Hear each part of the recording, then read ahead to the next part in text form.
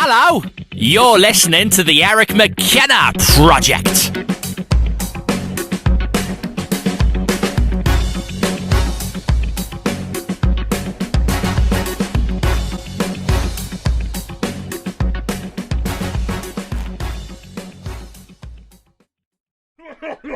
I'm pulling the Animal House, like coughing on the thing. I'm like, oh, a little touch of COVID, because you have to do it over the phone. You know? So it's a touch of COVID. So fucking, it just went on and on. How'd you get a touch of COVID? Touch of COVID. How'd you get a touch of COVID? Is that possible? I don't know, man. It's just a touch. It's just a touch of COVID. Oh, wow. So how do we want to start this? Well, hey, the AC turned on. Did it? Wonders will never cease. It's only about 175 degrees outside. It's surface of the sun hot. Yeah. So, like, you've been making your way through COVID times. Have we here to start? Yeah, we're rolling. Fuck it, right. We're rolling. So, yeah, you've been maneuvering. I'm guessing. I've been staying in one spot now. You know I'm full of shit. You can follow me on social media and see what the fuck I've been doing. But you know what I do? Lots been going on with you. You know what? It's turned into like a whirlwind of I don't know. It's been crazy. Okay, so look, before we begin, one or two shows back with you, I got a couple emails that were similar. And they were, next time Fred's on, can you ask Fred this, or can you talk with Fred about this? So let's just do some Ask Fred stuff. We're going to start with this. Well, so sit up straight. Very thankful for all the watchers, the viewers of the show, and of course the audio downloads are tremendous, beyond anything I could have possibly hoped for in 16, 18 months. But there is some questions. There are questions, Fred. There are questions. So a question was asked of me that I will go right for it, man. Did you, in all the years you toured, did you ever do mushrooms? So I told the gentleman I'd ask. So check this out. Unintentionally, yes. Twice. See how he left himself out there? In all honesty, because here's the thing. I'm afraid of actually. Holy fuck, dude! Wait, no, yeah, I've done shrooms twice, and I had a bad experience with a pot brownie.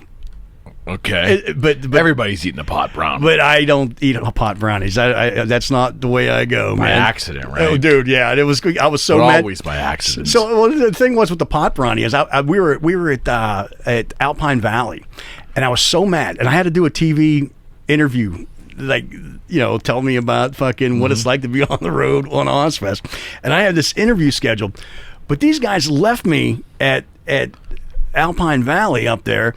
And I didn't get a chance to eat because I had to deal with a cable company coming, and I had all these endorsement people coming, and so I didn't eat. And by the time I got done, catering was done, and I'm mad. So at Alpine Valley, we had to park literally a mile away onto the golf course, down in the thing.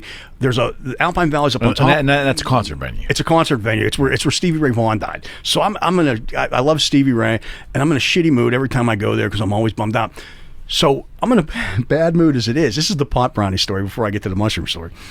And we're sitting there, and I'm hungry. And so I get a golf cart and it takes me down, and catering's closed. There's nothing. So I'm an asshole. I've got to do this TV interview in an hour, and I go to the bus, and right there on the counter of the bus, this is Zach's bus, and he don't do pot, he don't do anything, and there's this tray of brownies sitting there on the thing. I'm like, you know what, fuck these guys. I cut the whole center out of it, and I went, and I'm like, whoever cooked this can't cook for fucking shit. They are horrible tasting. It's like this thing is so bitter, but it's just it was so nasty.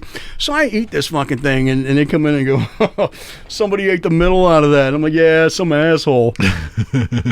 And it's like somebody's looking to be, and I just remember Craig saying, somebody's going to be fucking high. I'm like, what? I don't do that shit. That's not the way I like to do. And I'm like, wait, what are you talking about? And they're like, it's a pot brownie, asshole. And I'm like, oh. I couldn't do the interview. I did do the interview, but they asked me a question, and then I would answer the one that they asked me like 3 questions ago because I'm just like staring off and fucking can't do it. It was, and I just remember we pulled into Chicago, and we were trying to get into a bar, and they wouldn't let us in a bar, and I just remember because I'm high as can be, and I puked all over the bus. The bus driver spent all day washing the bus. I puked all over his tires, man. They're like, that's why we're not letting you in. That guy's an asshole. He's all but so that's the pot brownie story. And again, unintentional. The shroom story was even better. Same thing. In a rarity, we got a hotel in the morning. Yeah. And we drove overnight and we get a hotel in the morning. And I'm the last one out. I could give 2 shits about going into a hotel room. And I get up, I walk to the front of the bus, and there's this foil wrapper of cookies. And I'm like, no, you know what, fuck it. Everybody eats my shit. And I ate this cookie. And I'm like, this is the worst tasting cookie ever. But I'm hungry because I hadn't eaten. So I eat this cookie.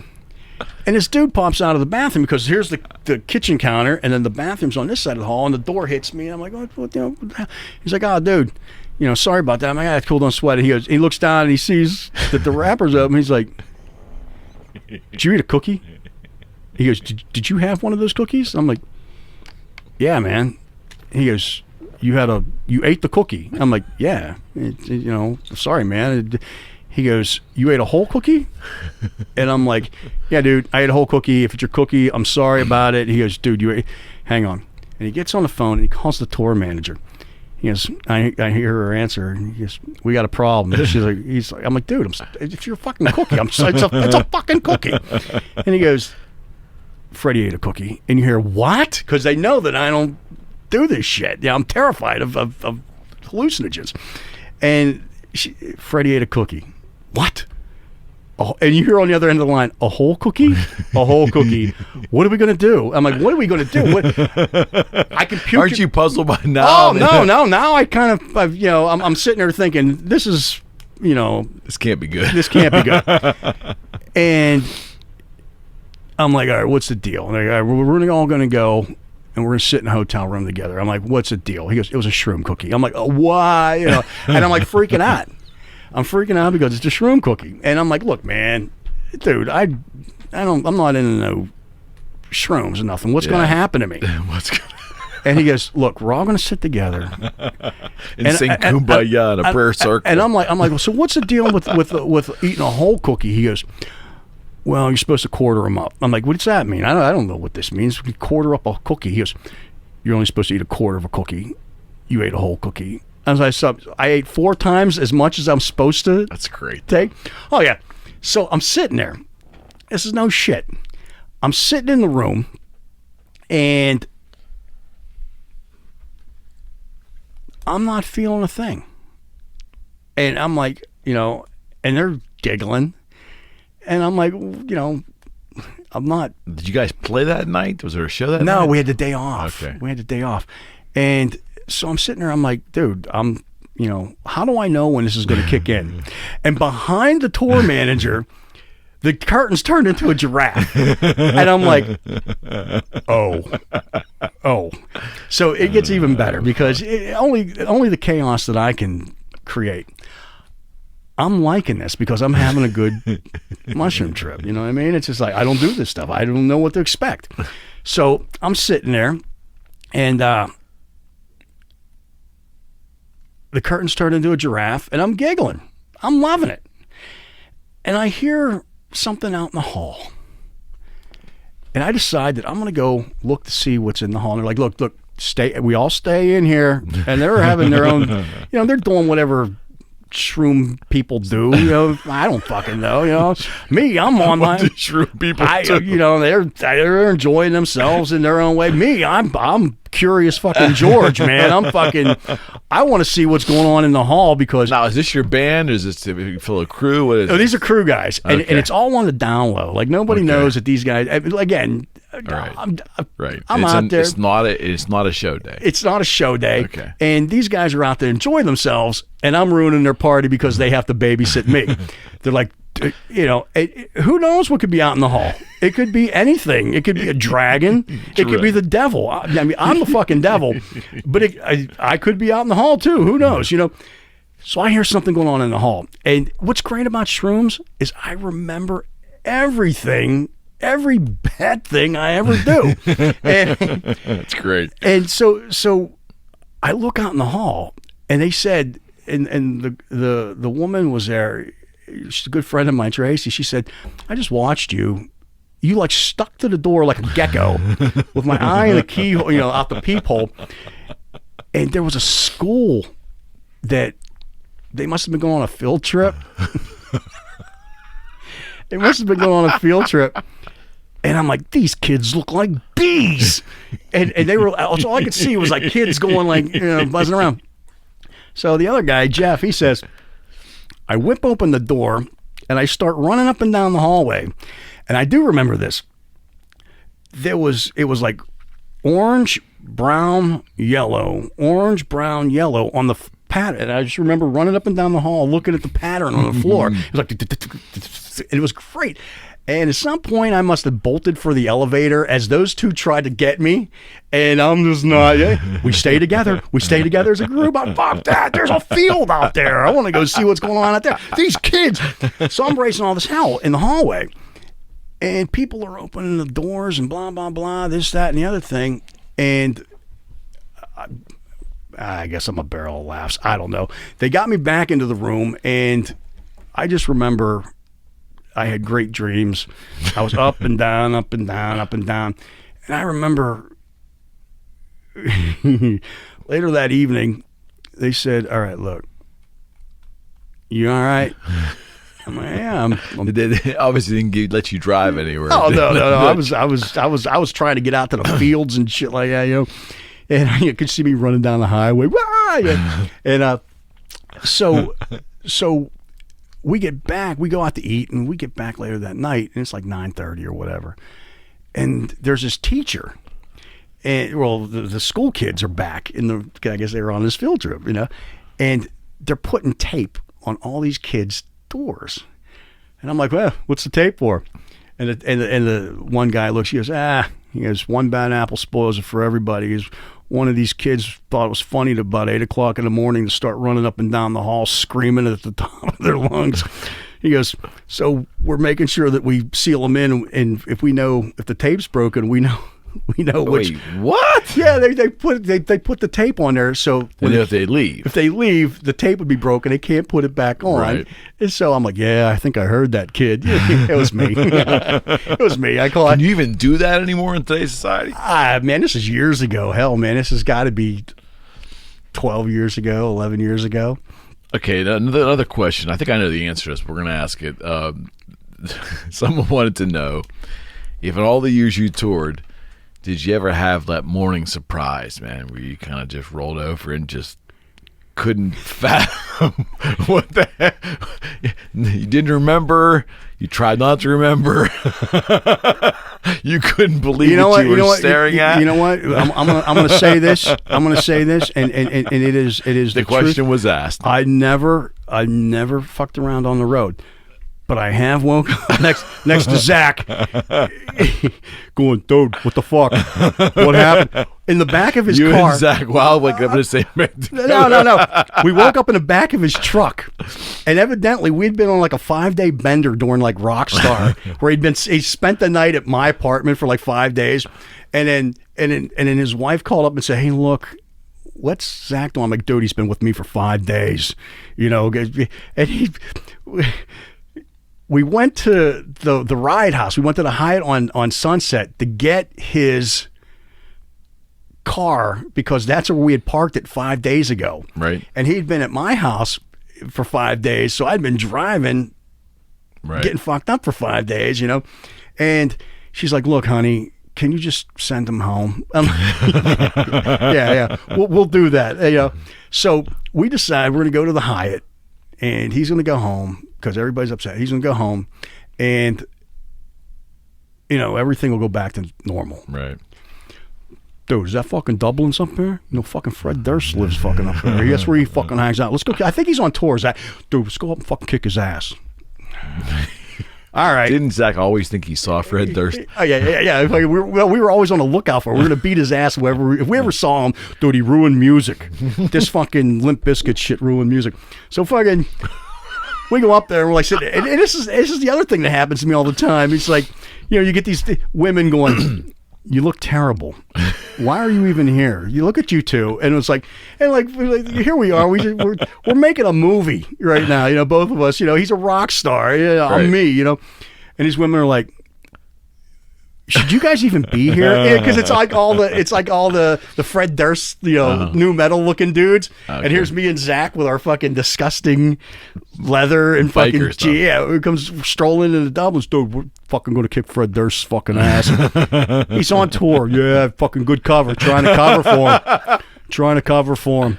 And fucking and so this went on, and Barb, bless her soul, she's like going, just send him home. I'm trying.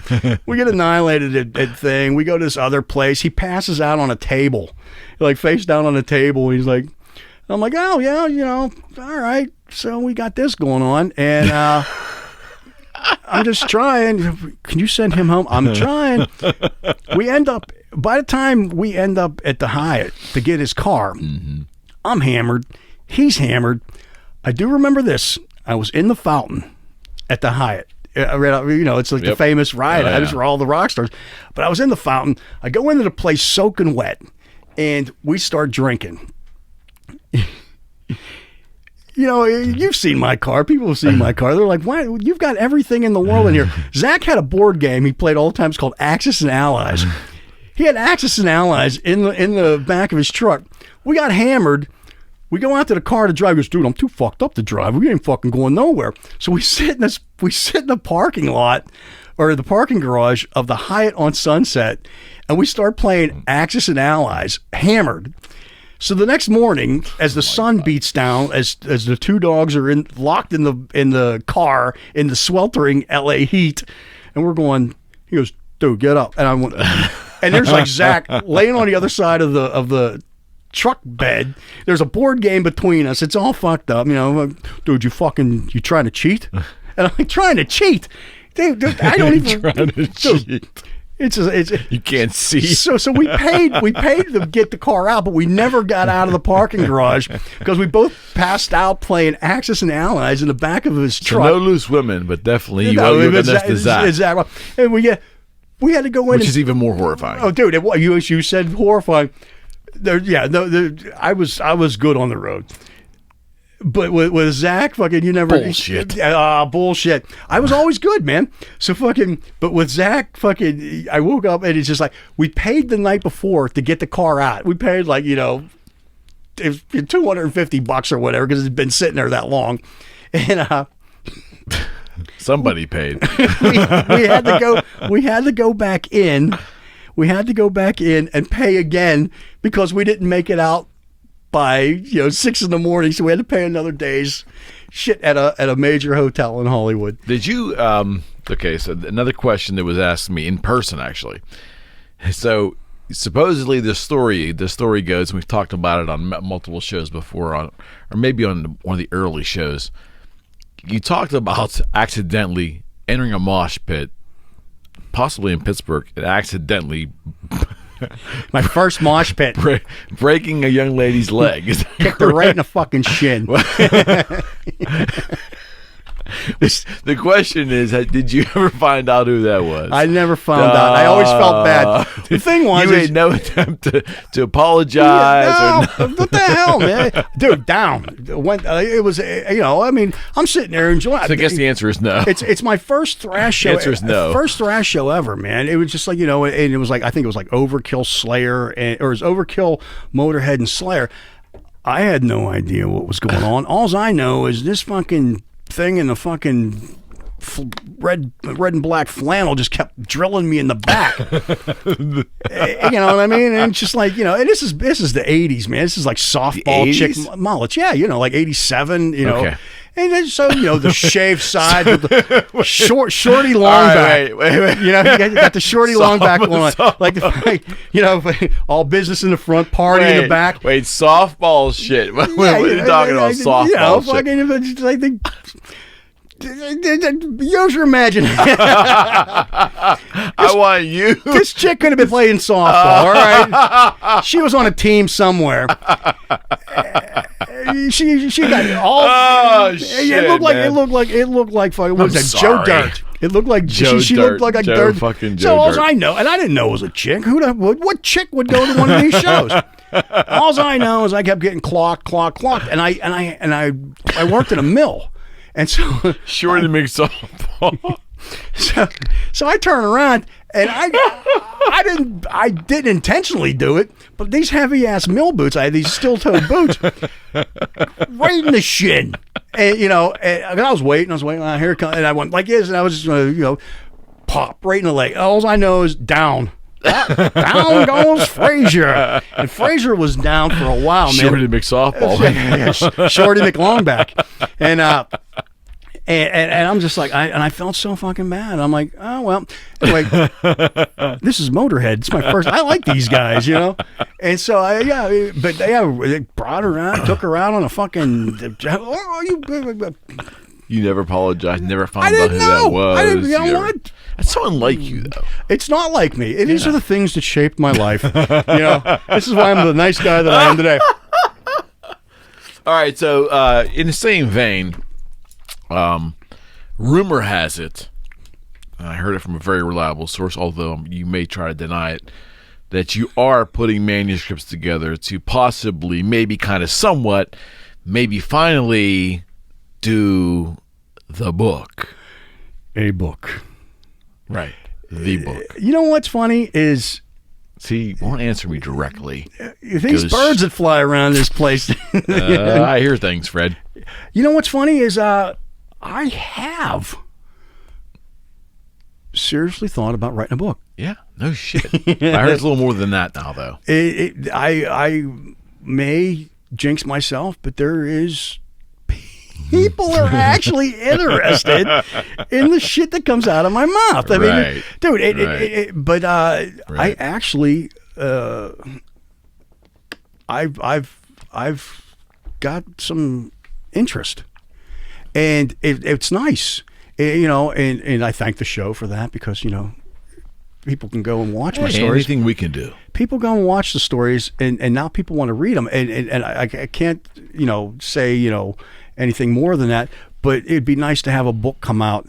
And if you people pissed me off, if anybody out there pissed me off, or if you dosed me with shrooms, or if you gave me a pot brownie, or you nailed me in the back and I broke your leg, I'm going to talk about you. I'm going to talk about each and every one of you guys. So are you going to name names? You're going to change the names to protect the guilty? I'm going to change the names to protect, because bottom line is I've run into a. So it's going to be fiction? Is it gonna No, be... it's not going to be fiction, but I'm just not going to. I'm going to put the disclaimer on there. You're gonna know Eric McKenna when it's like Aaron McKenna. You know what I mean? Aaron McKenna was my business associate. Great, But great. yeah, so the Splendid. thing, but that's what's probably going to have to be, because it's just too much legal stuff.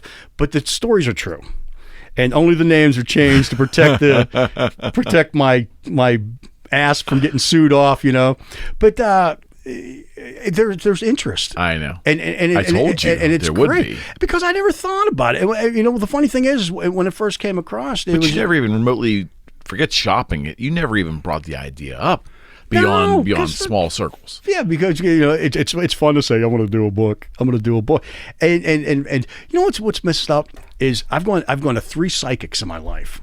And all 3 psychics say, if you ever write a book, it's going to be a bestseller. I'm like, I don't write. And I actually had one. She's like, you have a book. You're writing a book. I'm like, I'm not writing a book. I'm not writing a book. And it's like ladies like dead on, That's great. And at the time I was writing a book, and she goes, your aunt from beyond the grave says, you need to save your book. And I'm like, I'm not writing a book. And she's like, no, she's sitting there, and this lady was like straight on with a name, like it was like an obscure Hungarian name, and I'm like, nope, don't have any idea who you're talking about. And she's like, there's no way she knew that I had an aunt, and she's like, your aunt's coming through and she's saying, save your book. And I'm like, I'm not writing a book. 2 days later, my computer crashes, my hard drive dies, and I lost the novel I was writing. I was like maybe, I was over halfway done with it. And so don't play with the undead, man. Or the dead. But what she said to me was, and I've gone to 3 of them, and all 3 say, if you ever write a book, it'll be a bestseller. I'm like, all right, I'm not writing a book. And they're like, I think you're writing a book. I'm like, so I'm going to write a book, and we'll see what happens. It needs to happen. And you don't feel compelled to do that? You lived a very interesting life, Fred. Here's my thing. It when I can do the voices, and I can do... It translates great to this medium. Yeah. Well, so I have to come up with something creative, and we'll figure out how to translate these stories. And the funny thing is this is true. I was told yesterday, hey, I was told 3 weeks ago, start writing. And I was told yesterday, hey, you got that story because they want it like by Monday. And I'm like, oh, yeah. So I'm out in the field today taking pictures of like caterpillars. Like, I'll get around to it. I like yesterday I sat down and I'm like, because I have a weird writing process. Are you gonna like type it out? Are you gonna do it via tape recording? Yeah, I'm gonna type it out. And but the only way I really know how to write is, well, I take that back. Is prose. You know what I mean? Like writing a novel. Right. But I'm so damn detailed, if you will, that if I feel if I do that, it's going to be too long. It's going to be, people are going to get lost in it. Yeah, but a good editor would take care of that for you. Yeah. Right? And so I'm coming up with different ways of how I want to approach it. But you are going to do it now. I'm going to do it. And I have to have at least some of it done by Monday. I went out and did some shit yesterday. I went out and took pictures today, trying to figure out what I'm going to take pictures of tomorrow, like where I want to go. But the procrastination is in. But that's the thing with me is when I used to write these stories on airplanes. And what was great about writing on the airplanes is, look at me, I'm a dirtball. You know what I mean? I got my leather jacket on, I'm sitting in an airplane, I'm writing these stories, these short stories.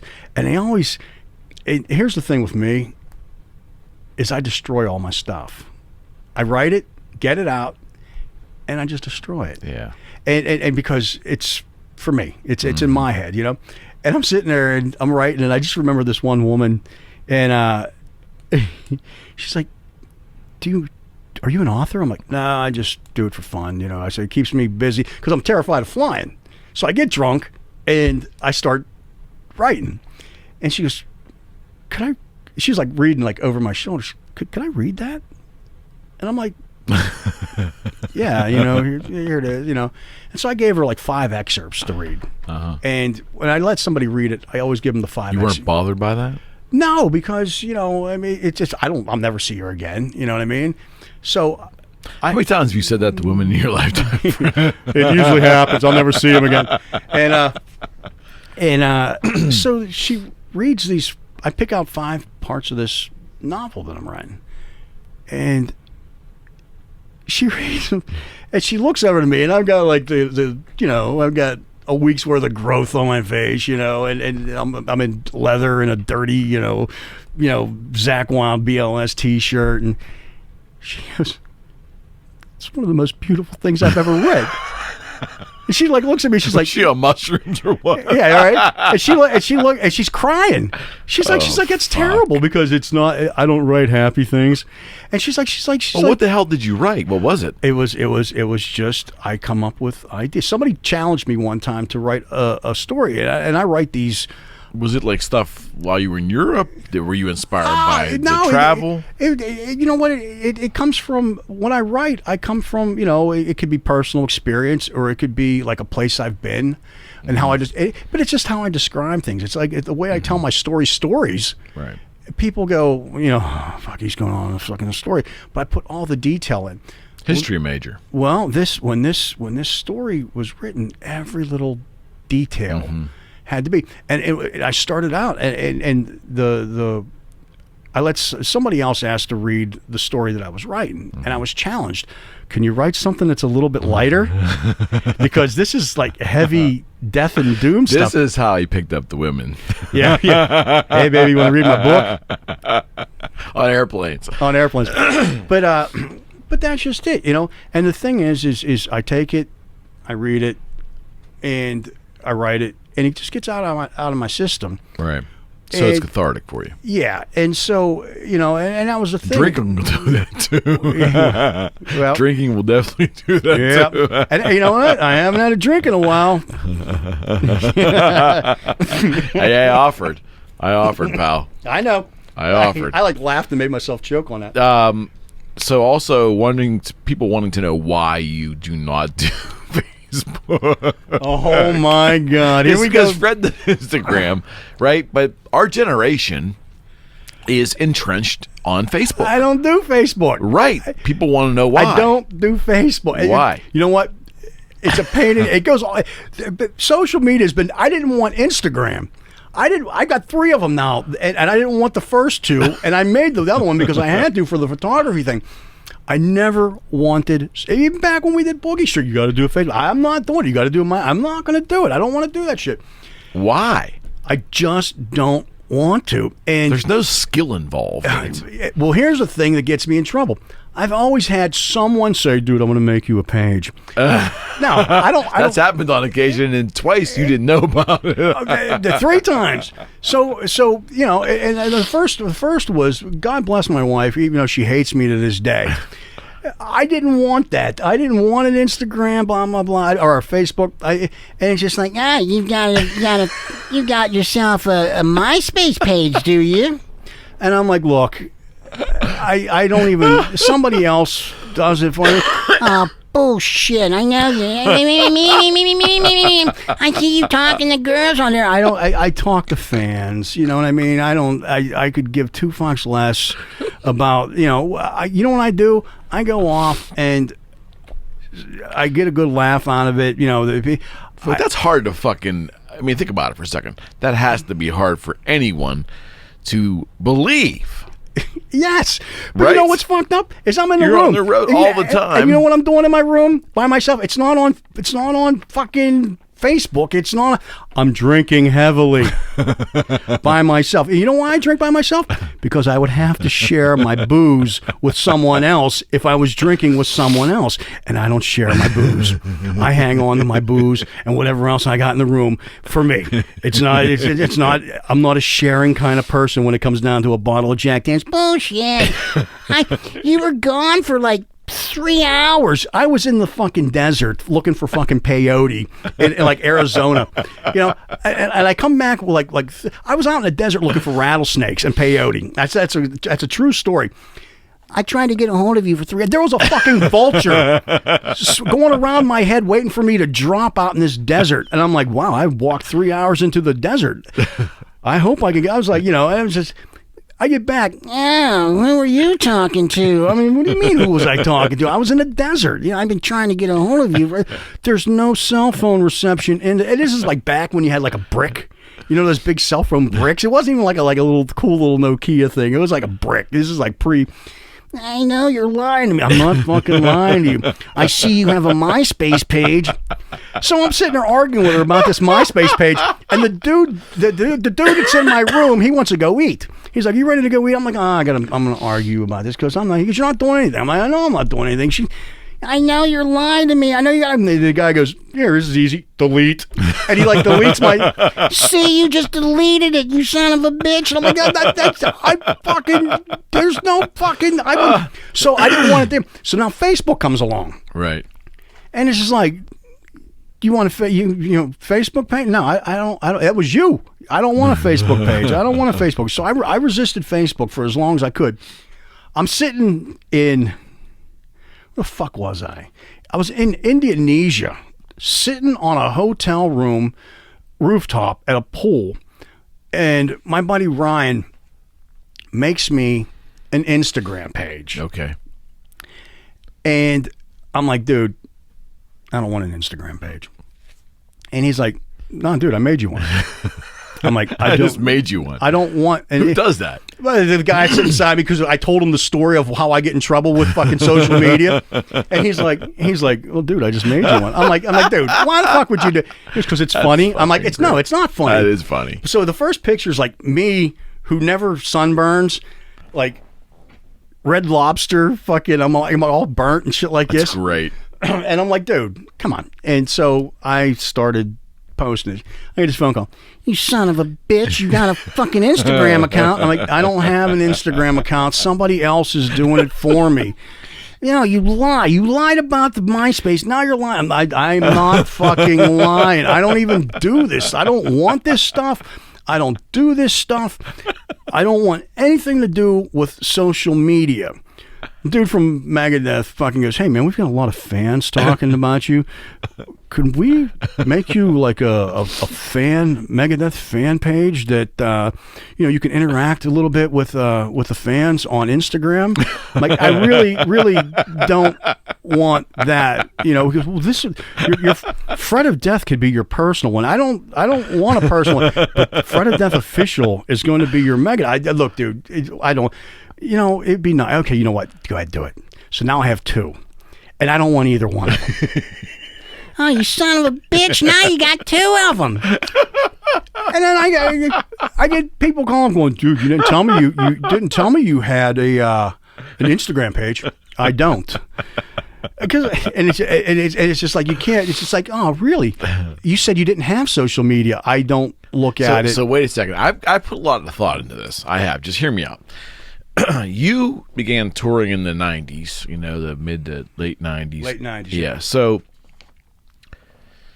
for the first half of your career touring, I didn't even have a computer my first half. Well, that's what I'm saying to you. So, but technology, MySpace really didn't hit their stride till 05 or 06, 07. Yeah. What I'm getting at is for the first half of your career, there was, social media was not entrenched into society. Thank God. And then the second half of your career, you've witnessed the exploitation or the explosion of Facebook and Twitter, and then Instagram, and then TikTok. Yeah, I don't twit anything. Vine, I don't talk anything. Stuff. What's even more. So what's the difference, man? It had to be a lot easier back then. Yes, because I didn't have to worry about anybody. I didn't have to. And the thing is. So check it out. This is the honest to God's truth. We're going down a rabbit hole now. I get my truck driver on TSO. This is no shit. That's a couple years ago, right? He plays golf online. Plays this little golf game. Okay. Well, if you sign up through Facebook, you get like free coins and free golf balls or whatever. So every morning you wake up and you're ready to go golfing. And we played in like this little tournament league. It was great. But the only reason I had Facebook. No woman's possibly going to believe that story. They don't. And that's the best thing in the world. That's the best thing. You got a girlfriend that doesn't believe it. You got a wife that doesn't believe it. I got a friend that doesn't believe it. Nobody believes. I don't want this shit. I'm the nicest guy in the world, but I don't. So check it out. So he's like, hey, dude, sign up through Facebook and we get like, whatever, more golf balls. We get, bonuses. All right, I'll do it. You son of a bitch, you got a Facebook page. I don't have a Facebook page. I have one friend. It's my mom. It was my mom. You lying piece of fucking shit. I'm not lying to you. I don't go on there. There's no posts on there. That's great, though. You're a liar. You're a liar. You can look at it. I can't look at it. Yeah, you can look. Everybody can. I could give two shits less about what's going on Facebook. You're a liar. I'm not talking to you. All right, whatever. All right, fine. But here's the thing. I don't even know these people. I've got 3,879 friend requests. You know what? You people just send me $1. Send me $1 and I'll accept your friend request because, bottom line is I don't want to do this. So at one point I decide I'm going to let some people in. Close people. Okay. People that I know. Right. All right, there you go. Oh, you see, you son of a bitch. You have friends now. I don't have friends. I felt guilty, fucking blah, blah, blah. Because people great. because if you don't answer it the first time, they send you 3 more. And it's just like, well, I did remember you from, high school. Yeah, Especially early on Facebook, people were like, no, they're fucking crazy. Really? Did you get my friend request? I know. Yes, I got it. And they would make a point of telling you in person if they could. That's what, so here we go. I'm at the grocery store in my town. Man, I'm the nicest guy to everyone there is. Okay. I think I bought like a bag of Doritos and a Coke or something like that. I'm like walking out and it's like, oh, there you are. Too good to accept your old friend from back in high school, Mr. Rockstar. And I'm like, wait, what? They're like, oh yeah, I sent you like 20 friend requests. Oh yeah. And I'm like, dude, I don't do it. Yeah, oh yeah. That used to be a thing. And I'm like, so I get rid of it. Hey man,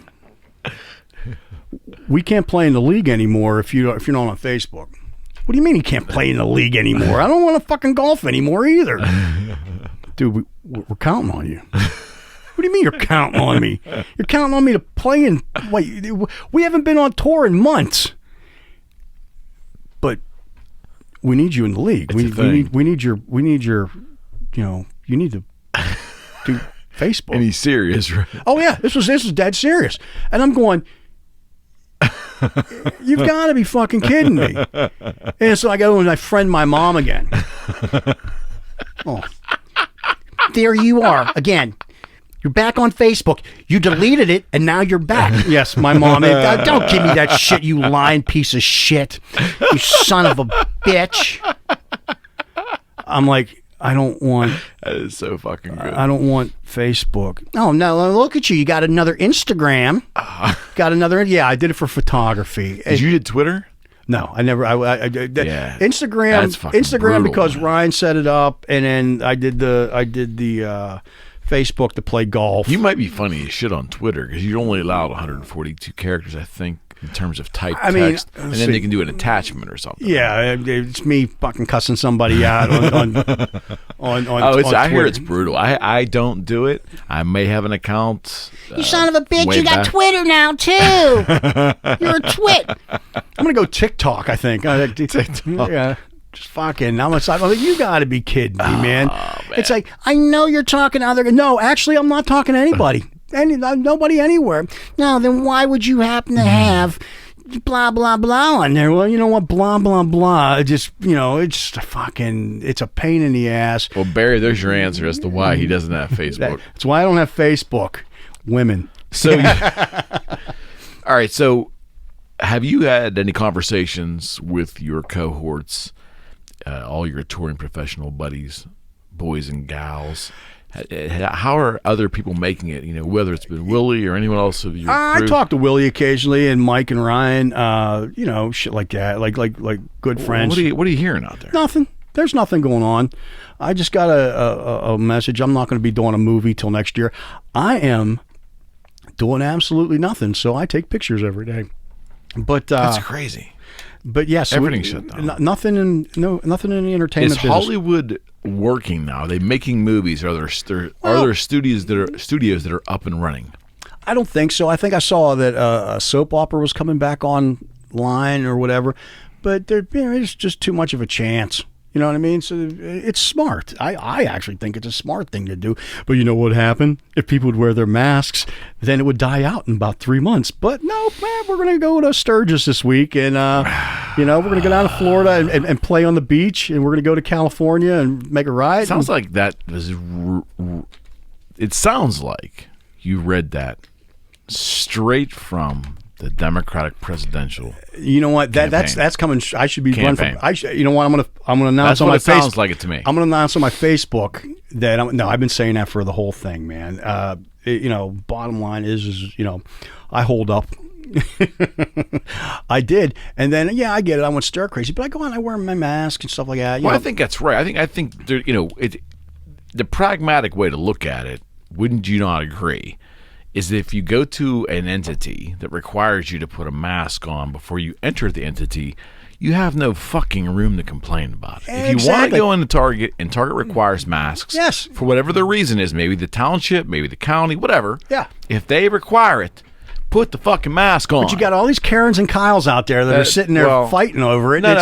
Yeah, and I'm not going to argue the freedom thing. I'm just saying this is what pisses me off. And very few things piss me off.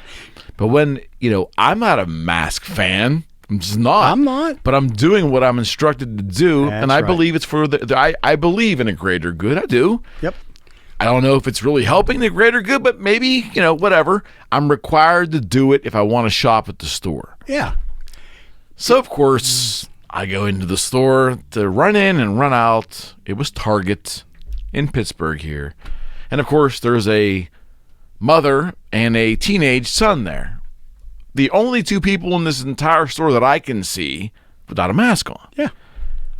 And the kid, you could tell, was very uncomfortable because everybody wants to say something to them, but they're not because there's a kid there. And I can hear the kid laying over telling the mother something to the effect of, well, I can put it on. And she's like, no, we have a medical excuse. We have a medical excuse for you that you don't have to wear it. And I'm saying to myself, okay, if that's true, okay. I don't know what it would fucking be. But so she has the same medical condition as the son does? I mean, because she's not wearing a fucking... They're both going to have a medical condition if they catch it. So I just, for the life of me, come on, man. Like, you got to get out. I say it a lot, but I've been saying a lot during COVID, and I didn't create the line. The great Jim Rohn did. You got to get out of third grade. Exactly. I mean, you can argue all you want. Like, I run at night. I take long walks at night. I'm by myself. I don't wear a mask. I can't. It's too damn hot. Yeah. And I can't walk for any period of time wearing a mask. But I'm by myself. I'm not near anybody. But if I go into a store, where do I get off with having the right to say, fuck you, I'm not going to wear a mask? Yeah. No. People are nuts, man. They're shooting each other over it. I don't get it. It's crazy. I don't get It's it. crazy. The mask thing is just, I had it up to about here with it. Because it's human stupidity. Oh, and that's exactly it. You don't have to be an infectious disease doctor. It's extrapolate on it. It's common sense that if enough people of medicine believe it's a good idea and a private business adopts it, and you want to go into private business, you better put the mask on. Yeah. They have the right to do and say how they want to conduct their business. And if they don't want your business, then don't. You know what I mean? Then you don't go in. And it's, granted, I went out to a couple bars. I play out in a bar and stuff like that. And we wear masks and we comply with what is said. And we can sit around and play. I don't wear it on when I'm on stage, shit like that. Because I'm with these people. And if you got a ear and I'm seeing you at home or seeing you at, hanging out at a restaurant or whatever. Right. And then, generally 6 feet. Yeah. I mean, I get it. I get that wholeheartedly. I just don't understand the pushback and its infringement on your rights. You have more fucking rights in this country that you in We're half spoiled. they probably these same people don't even know what their rights are. We're spoiled. I've been to other countries. I know. Hey man, if they tell you to wear a mask in China, you're damn well going to wear it. And believe me, I'm all about freedom and I'm all about rational thought, pragmatic thought. But this whole pushing back just for the sake of pushing back. Because we can. Because people think we it's just crazy. And it's stupid. It's crazy. It is. And it's reckless. It's stupid. We just don't know. And, but that's just it. Pull that shit in China. Pull that shit in Russia. Pull that shit somewhere else where, it ain't going to fly. You know what I mean? And that's just it. These people are spoiled. People think that they can get away with whatever they want. And it's just stupid. Well, the crazy thing is that we are so caustic now, in person or on social media, on the interwebs, that it could be any issue. But it really comes down to the fact that people are militant about something as stupid as a piece of cloth. That's right. They're militant about it. And you nailed it, because people can sit around and say whatever the hell they want now on the internet, and there's no way if somebody's going to come out and get you. You know, now you got a mask on. The people are sitting around fighting for stupid shit as dumb as wearing a mask. No, this is infringing on my rights. No, well, you know what? You don't have to wear it, but they don't need to admit you to a store or a restaurant because that's their right to do that. You know, and I saw somebody raising hell at on the net the other day about Planet Fitness. Mm-hmm. You know, granted, I don't want to go to a gym right now anyway. Right. And with this shit Neither going on, do I. But this woman's in there not wearing a mask. Everybody else in the place has a mask. The guy goes, look, will you put your mask on? No, I'm not going to.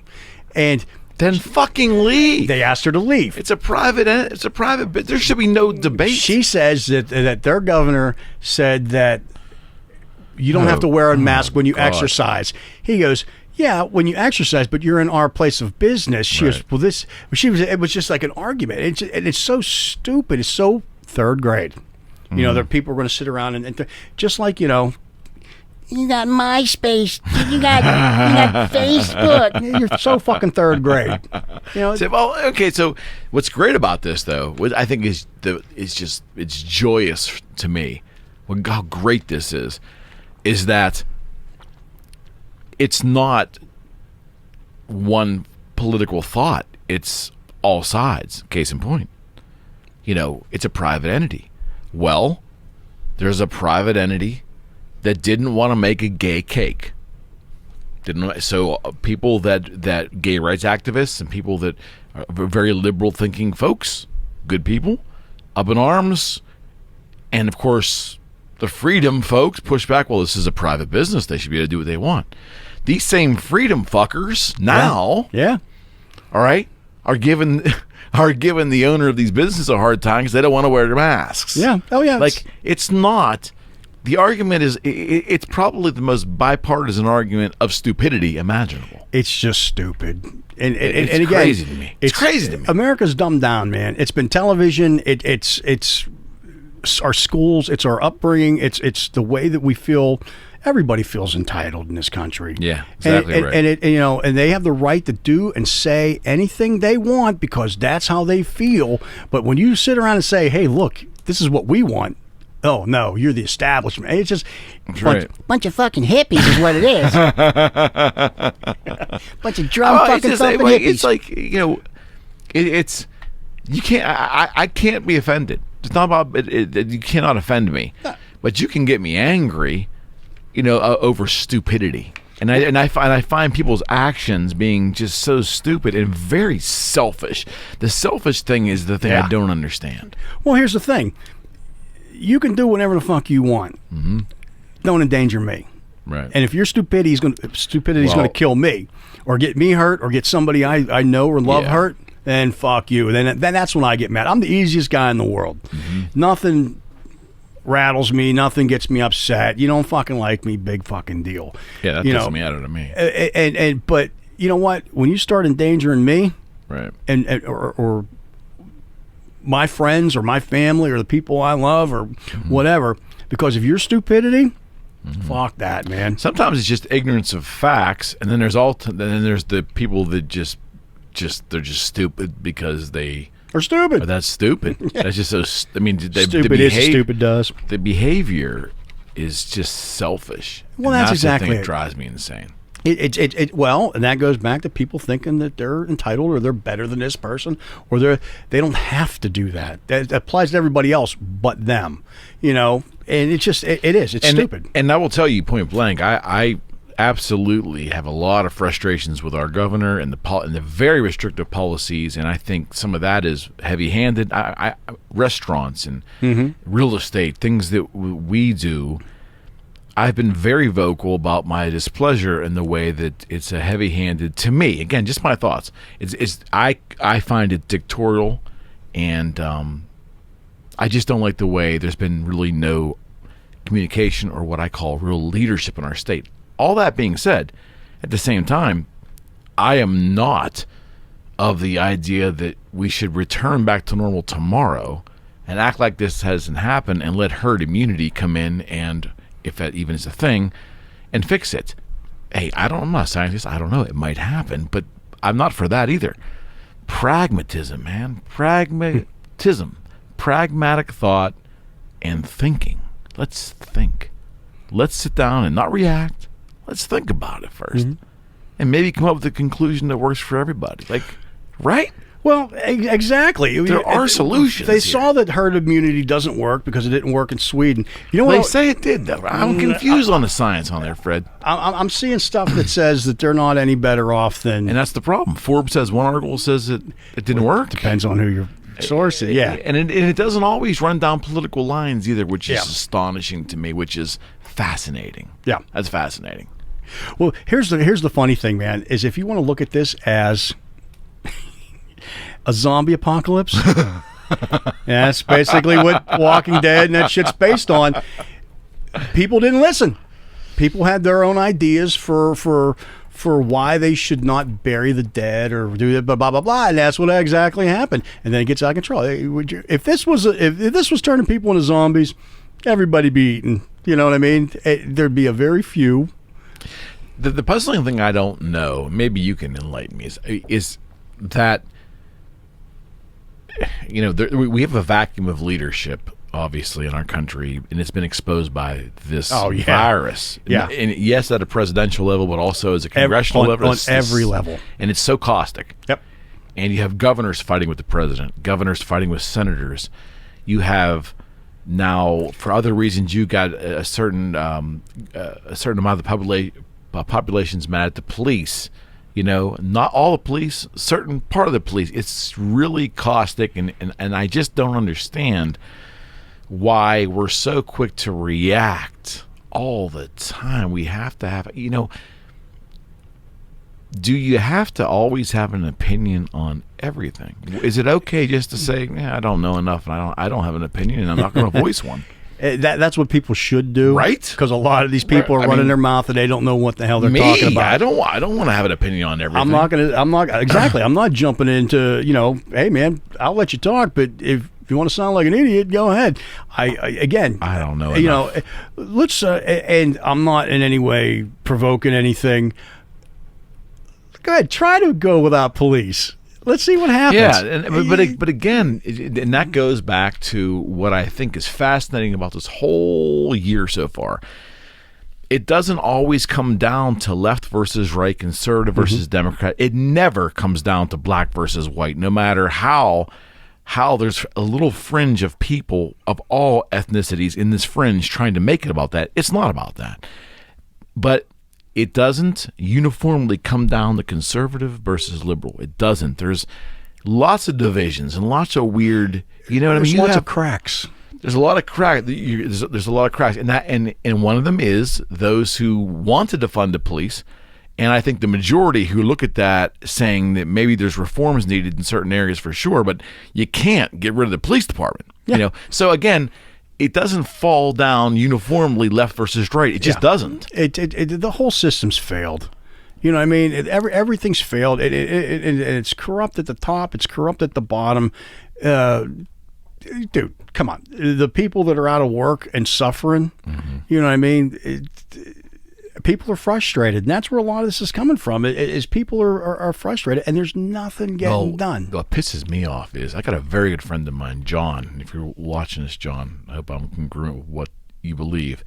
But he made a good point, and the point is this: there are a shit ton of people that are out of work and or are still getting paid to stay home. Maybe work remotely, but you have a lot of people with a lot of time on their hands. And these are the people that are being the most vocal and causing all the caustic behavior, and the people that are working to keep their businesses afloat or keep their families fed, who don't have time or maybe the energy to even get into a debate online or even want to do that, are not being heard right now. Not that it matters really, but let's face it, social media is driving the narrative, for better or worse. They don't express their voice. Yeah. Those are the folks that don't even wade in there. Yep. They're too busy running their life and keeping their food on the table. And their businesses are trying to do the right thing and keep themselves. Absolutely. Yep. So, you know, don't think for a second. And I would tell anyone, I would plead with anybody to have an open mind and think, of course, but don't assume, please, that what you hear on social media, pro or con, anything you believe or think you believe or maybe want to believe, that's reality. That is just it's like a big like tunnel of bullshit. Yeah. The world is outside the tunnel. It just is. Yeah. And I just think some people are really lost in, and don't get me wrong, I love social media. I do, because I love the connectivity. We're growing a business on it. I'm not knocking it. I'm saying it's being weaponized. Yeah. Oh yeah. And it's insanity. What you just said is it is. It's being weaponized. It's being used to pit you against you, and it's going to hurt you, and it's going to hurt you, and it's going to hurt you, and we're going to attack this over there, and it's all anonymous for the most part. And people are falling for it, Fred, because they're not thinking. They're just going with their guttural reaction. We live in a world of extremes. Yep. Here or there. Dr. Conti was on this show, and man, Christian nailed it. He just said point blank, he said, one of the biggest problems is we live in a world of extremes. The moderate view of anything, not that you're a moderate, you're just a person that thought about something before you opened your mouth. Yep. And sometimes you'll think about something and not come up with an answer, right? How many times have I looked at something and go, wow, I don't even have a way of even remotely wrapping my head around that issue, so I don't have an opinion. And guess what? I'm okay with it. Yes. I'm okay with not having an opinion. Yep. I don't have to have my say on everything. And why can't you? It's okay not to know. Right? Yep. It's okay to say, I don't know. Yeah, and I will tell you something else, too, for my stoic friends. It's also okay with being indifferent. Yep. Now, that can lead to a lot of criticism, I'm sure, but, I mean, if you're indifferent and you don't have an opinion, that's your right. Mm-hmm. And guess what? You're probably being a lot less caustic there than you are pretending to have an opinion, picking one, and then fighting for it. Yep. And being, and that's just it. These people go to the extreme for fighting for it. They're fighting for it even when they know they're wrong. Well, they that was keep fighting. For I was going to say that, and I held my tongue. What happens though? I believe that they fight for. They want the issue of being right is so strong. Like, yeah. Let me make sure I say that so there's no political correctness confusion. The issue of being correct is causing people to fight through even the awareness that they are wrong. People always want to be on the winning side, even when they know they've lost. I mean, when they know, and that's, and I'll say this because I'll just keep my mouth shut sometimes because it's nice to let somebody else win every once in a while. But you know what I mean? Yeah. I know that you're wrong, but I'm just going to let it go. People just need to let things go. In business, there are many great phrases in regards to that, but one of the best ones that, and I don't know if he created it, but my good friend Michael Cowden will always say, do you want to be right or do you want to be rich? Yes. As an entrepreneur, do you want to be right or rich? Because you don't always have to be right. Yeah. But you need to find a way to make money, be profitable. I agree with that. So what's more important to you? Yeah. You want to be right or do you want to be rich? Yep. That's smart. Yeah. It's well put, and it's eye opening because we all want to prove our point, right? I must be right all the time. I don't, because I'm broke as fuck right now. I don't know. I like I said, I think we're okay. I do think that we'll come out of this. Yeah, we will. It'll bounce back. I mean, every 100 years this happens. They knew it was coming, but it will. We'll bounce back. They bounce back from, all the any tragedy. It's America. Yeah, America will come out strong. You bounce back after World War II. You bounce back after 9/11. You bounce back after wars. Mm-hmm. America comes back strong. They're gonna. It's why do we love the conspiracy so much, though? I love conspiracies. I know you do. Yeah, I'm the king of conspiracy theories. I don't know. I think I can be drawn into any kind of story. Mm-hmm. Certainly, I love stories, novels. I love all that stuff. Fiction, love it. A good movie, right? But why are we not good? How do I say this? How did we get to the point where we do not accept it as enough when we read a book that the written word and the story is there. Accept it, enjoy it, move forward. Why do we have to create more? Because conspiracies start that way. Yeah. Right? I mean, the truth isn't enough. The truth can't. Well, there's got to be. The truth can't be a reality, right? Yeah. There's got to be something else. You son of a bitch! You got Facebook. You lied. Hey, sometimes isn't the facts enough though? And you know, and not all the time, but on occasion, right? You know, I mean, I'm the king of looking into conspiracies. Like, again, history nut, and that's where most of my stuff is. Right. Is like these historical facts and historical cover-ups, and shit like that. You know, and well, that stuff's fun. That's fun, and that's where I get off on the conspiracy on that, is to find. Now you've got these like really, really, really deep, dark conspiracies, and it's just like, wow, you know. And you know what it is? It's the internet. And you know, I did going on YouTube and watching videos, conspiracy videos. I you know, people are putting a lot of time and effort into these things. 99% of them are all fiction, and I know that, and I find it amusing. Well, that I go for the entertainment. Fred, I see on a daily basis wonderful people that are in my sphere of my life that I have a lot of respect for. But some of the shit that some of you spread online as being fact or truthful or even remotely maybe kind of fact, I mean, I don't know if Jeffrey Epstein killed himself. I really don't give a fuck. He's dead. I don't care. You know, but when I hear things about how, you know, the Clintons and Trump are in child, child abuse and all this stuff, is that helping the dialogue? No. Is that pushing like the narrative of like society like forward? No. I mean, could it be true? Anything could be true, man. Anything. How would we know until there's concrete facts that multiple media outlets of all persuasions are picking up as truth? How can you buy into shit like that? Exactly. It's like these are people that I love and care about, and I like and enjoy their company. But what the fuck are you doing?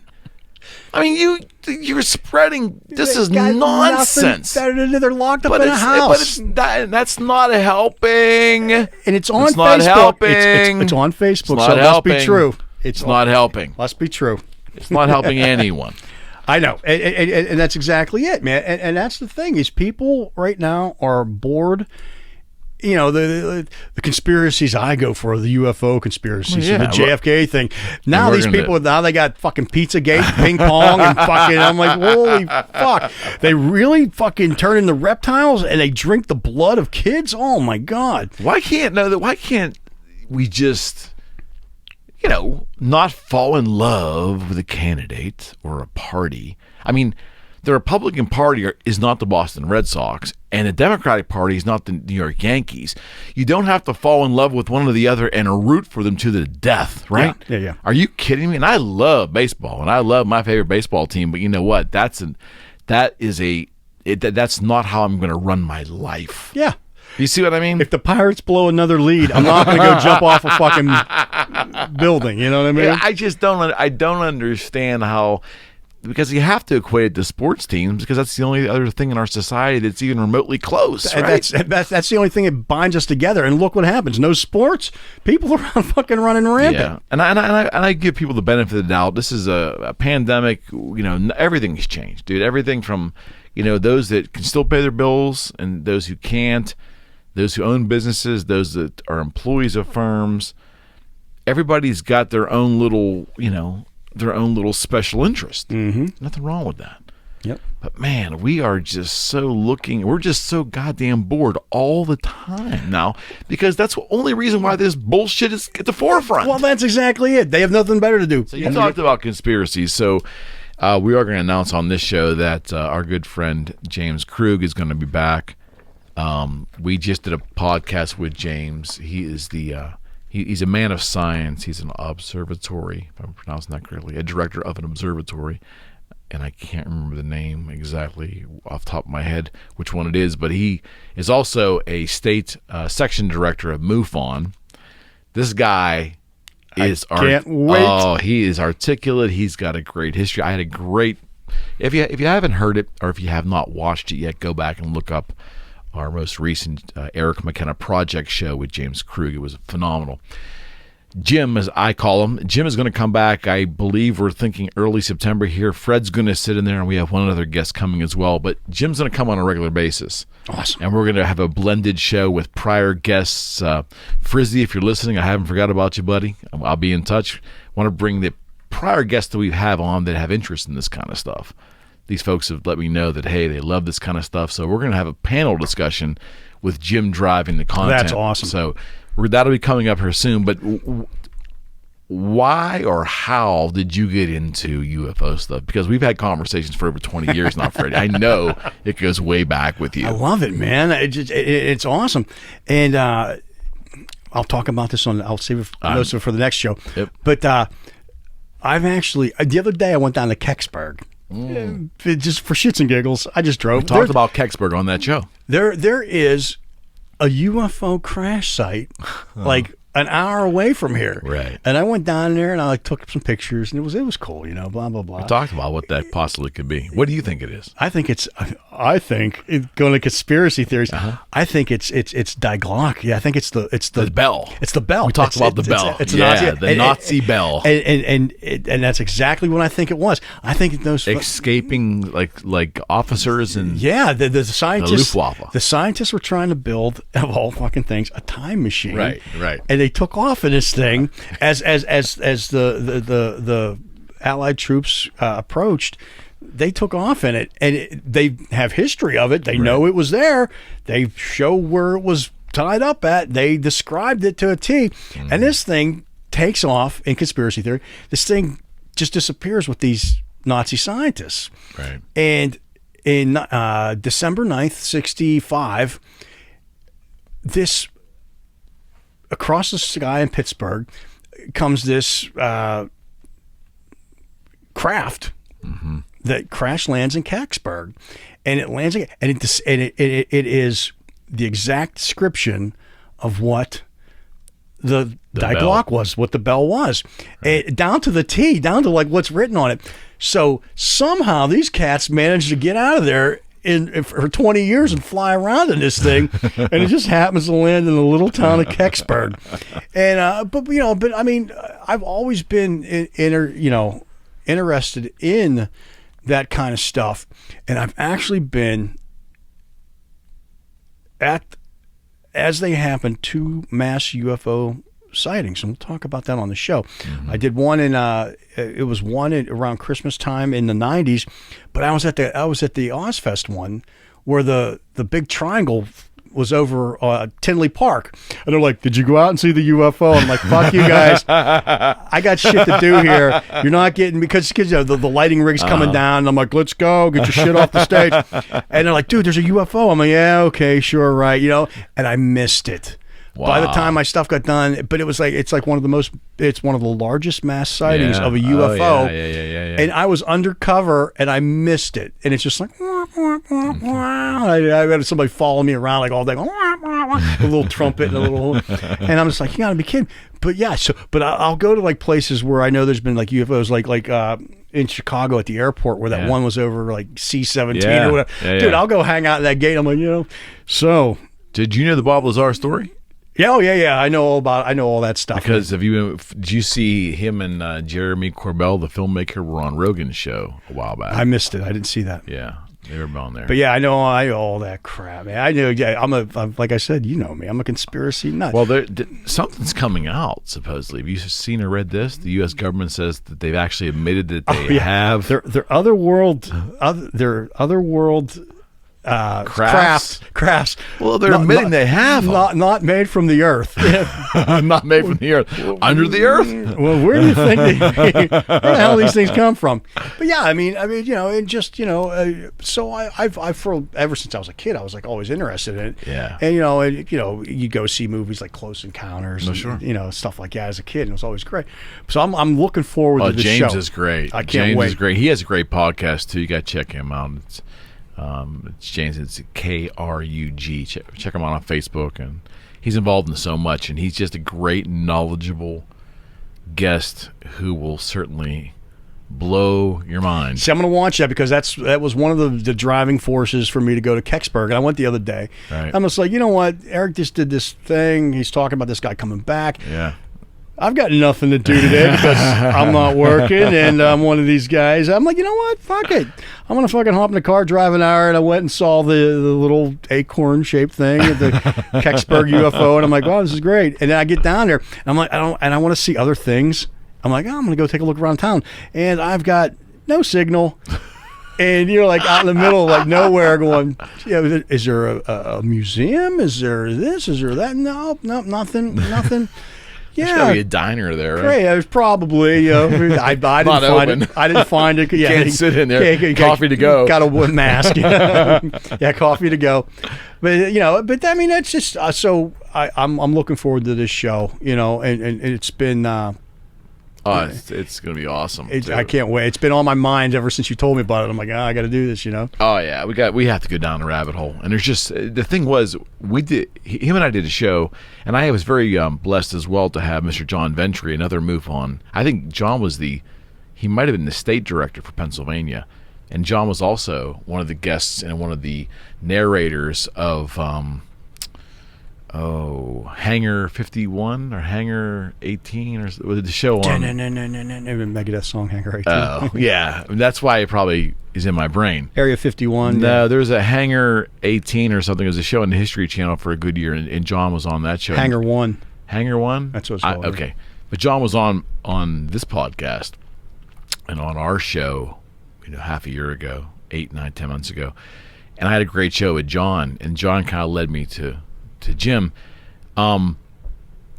Both shows I had with both gentlemen were all over the board because there was just so much I wanted to get. But we talked about the moon landing, and it's just a great show. But we're going to concentrate on 1 or 2 or 3 topics for this next one and really do a deep dive. Nice. That'd be awesome. Have a lot of fun, too. So I'm looking forward to it. The moon landing. Because I still don't know. I'm still very up in the air on that one. And I just, all my family thinks I'm out of my mind because, of course, we went to the moon. And I'm just not really exactly convinced. I think they went to the moon. Here we go. But I also think that they filmed it too.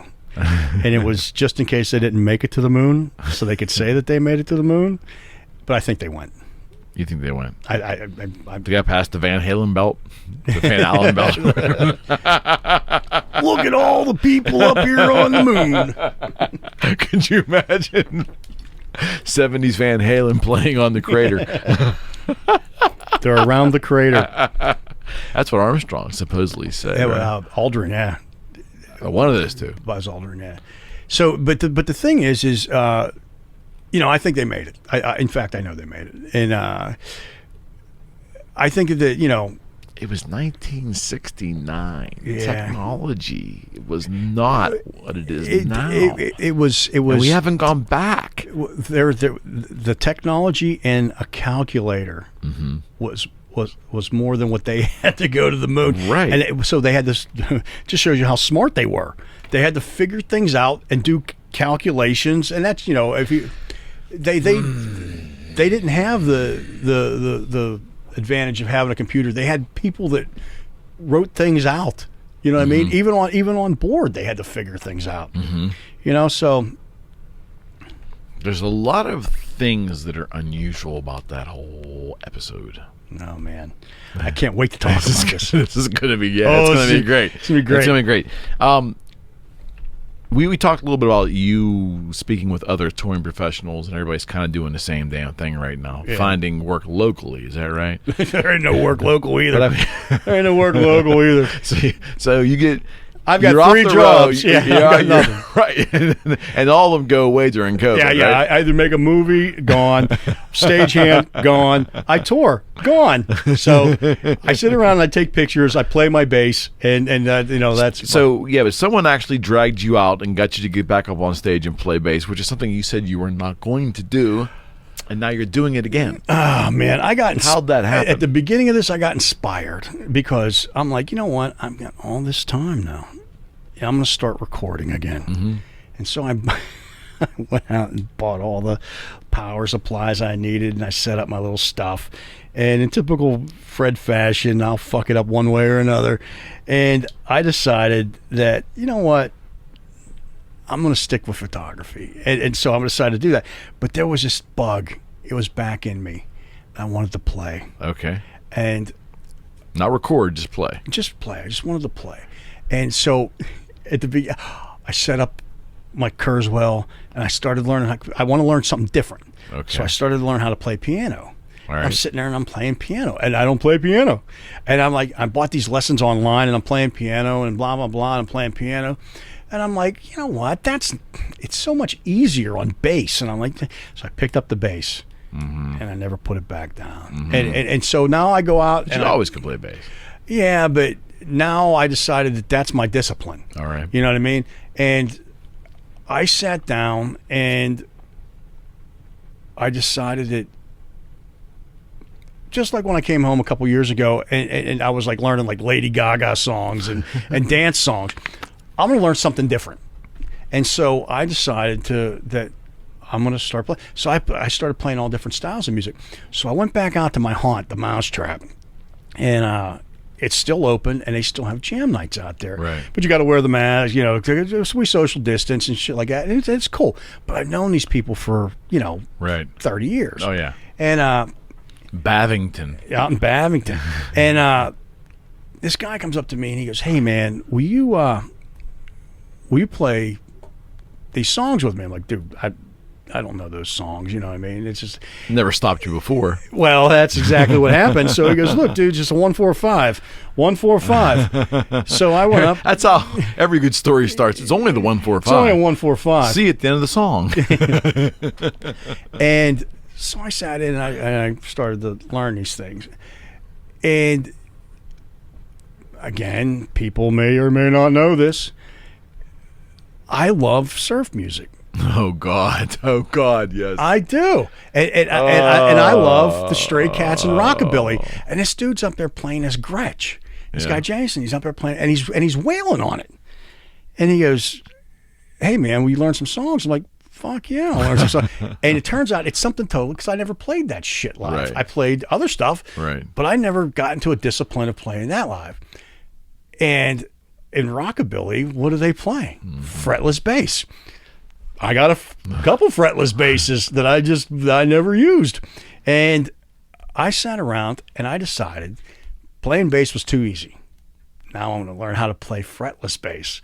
God, and so, upright. I'll throw it on my legs sometimes and play it like that, but I play it flat.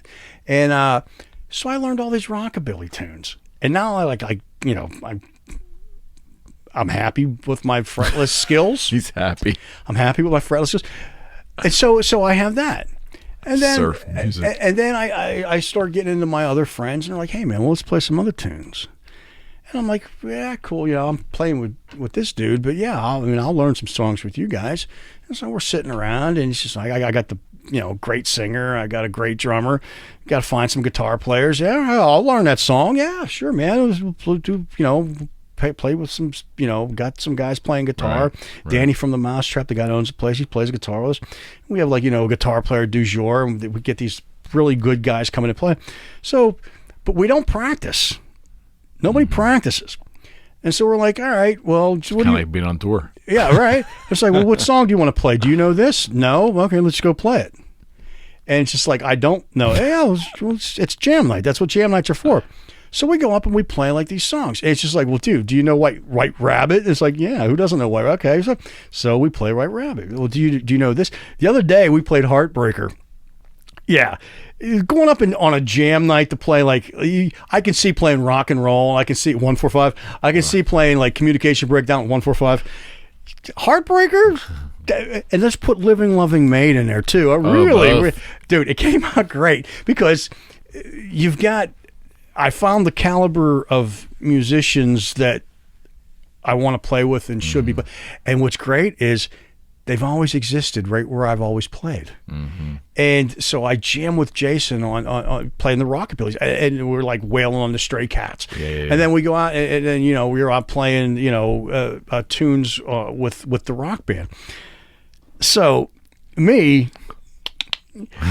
I go out and I go on Craigslist. And this was like weeks ago, and shit wasn't going on, blah blah blah. I'm spinning my wheels, and I see this thing for bass player wanted. Here we go. I'm like, well, yeah, I guess I play bass. And of course, I don't tell anybody what I do or who I know, or, you know, and it's like, what songs you playing? Well, we're playing like Alice in Chains. I'm like, yeah, I kind of, I think I know that song, you know. And, you know, we're playing that. I'm like, oh, yeah, I kind of know that song. And yeah, yeah, I know that song too. Right. It's like bands I've toured with, you know. Right, It's just like, right. yeah, I know those songs. Well, the thing is I don't hear from these guys for a while, and I totally like, forgot about it. And so I told Jason I'll play with him, and I tell this guy over here I'll play with them. I tell his, you know, I'll play with you guys, you know. And I get this call from this band, and they're like, hey, you want to come play? And they send me like the set list, and I'm like, oh yeah, I know that. Yeah, like I said, Alice in Chains. Yeah, I kind of I know those songs. And I finally go up and I play with these guys, and they're great. And the one guy was signed back in the back in the 80s, and so it's like my caliber musicians. These cats are. The drummer was phenomenal. The guitar player was great. The singer keyboard player was great. Right. They're like playing like The Cure. I'm like, I love The Cure. Like nobody, because it's my age, my kind of music to play. And I'm like, yeah, and it's great. It's like being on Facebook or like. So, I got to ask you something. You playing with anybody else? What do you mean? Am I playing? I know what you're doing. I know. I'm asking you. Are you playing with someone else? Well, I talk to other bands, you know. It's like you're fucking cheating on a band. It's like, we don't want you playing with anybody else, you know. It's like you're cheating. Really? Oh yeah, no, it's awesome. And I'm like sitting there going, this is why I don't, you know. but you know, even in the pandemic era. Oh yeah, I mean, well, you know, because you could be out there getting shit, you know, getting some cooties from some other band and bringing it back. I don't know. God. But the thing, it was great. I'm like, holy fuck, this is like dating somebody. It's just like insanity. But it's just like, you know, so I'm gonna go back up and play with those guys, and I really, really enjoy it. But here's my thing: I'm spreading myself too thin. Now I'm learning 3 different genres of songs for like 3 different, you know, things, and it's just like, hey, do you think you could learn that Buddy Holly song by tonight? Hey, do you think you could learn that Zeppelin tune by tonight? Hey, do you think you could learn? It's like, my God. It's like, but you got to tell each one, yeah, sure. No, I can't make it Wednesday because I got to go. I've got this thing. Can you come up Wednesday? No, I've got this thing. You're not playing with another band, are you? Oh, no. It's like you're cheating on your girlfriend. Well, it's like then they go through your phone. Yeah. There's a picture or a video of you with another band. The fuck's this? What's this about? I see you with the mousetrap. Is that what you really want? You can't make that shit up. Is this what you really want? I'm not cheating on you. That's from a long time ago. That's the cloud brought it down. I don't fucking, and it did. You know what I mean? I fucking, I'm not lying. No, you're the only band I want to play with. All right. That's so ridiculous. And it's the truth. It's just no matter. It's just like social media. You're telling the truth. I'm telling you the fucking truth. You're lying. You son of a bitch. I saw you added that friend and you didn't add me, you mother. I hate you, you piece of shit. It's like, Mom, I added you as a friend. Oh my God. Mom, I'm telling you, I added you. Oh my God. But I actually made myself laugh. Well, wait a second. There's these bands, these big bands that are out there. Kiss is one of them that is actually rescheduled touring in the States and have announced the dates next year. Like, yeah, there's a lot of cats that are announcing things for next year. There's some, you know, you can see things that people are trying to play the drive-ins. My God. Wait, what? Yeah, like Smash Mouth and shit like that. Played like a drive-in the other day. It didn't. People were like all jumping on each other. So you're supposed to sit. Wait, I'm so confused. So check it out. What they're doing in Europe, which is smart, they're making like these little pods. Okay, like a little bicycle rack cage, and you can put 6 people in there. So you walk, there's a 6-foot gap, and they'll put another bicycle around, and so they'll put it out in a field, and you can watch a concert. That's Europe, where things are a lot better. Orderly. They had a drive-in show where, like, you're supposed to sit in your car, and, and you can probably stay at your car. Nah, they rush the stage. There's people sweating on each other. Americans are fucking nuts. They're dumb. They're nuts. And, and now they're up in Sturgis, are all fucking. Of course, that was going to happen. Climbing on each other. Of course, that was going to happen. It's just like dumb, dumb, dumb. Dumb, dumb, dumb, dumb, dumb, dumb, dumb, dumb. But the thing is, though, we didn't touch on this earlier. Is it just delaying the inevitable? Meaning, if we all keep away from each other, are we hoping to bide time till we get a vaccine? We're trying not to overload hospitals. That's what you're thinking. I think that's what it should be. But I think if, the argument would be... We're all going to get it. Okay, so then why not do herd immunity? Did you watch The Walking Dead? They all die. Oh my God, you and zombies. But that's exactly it. You don't want it. No. Nobody wants it. But the thing is eventually it's going to get, 75% of the population.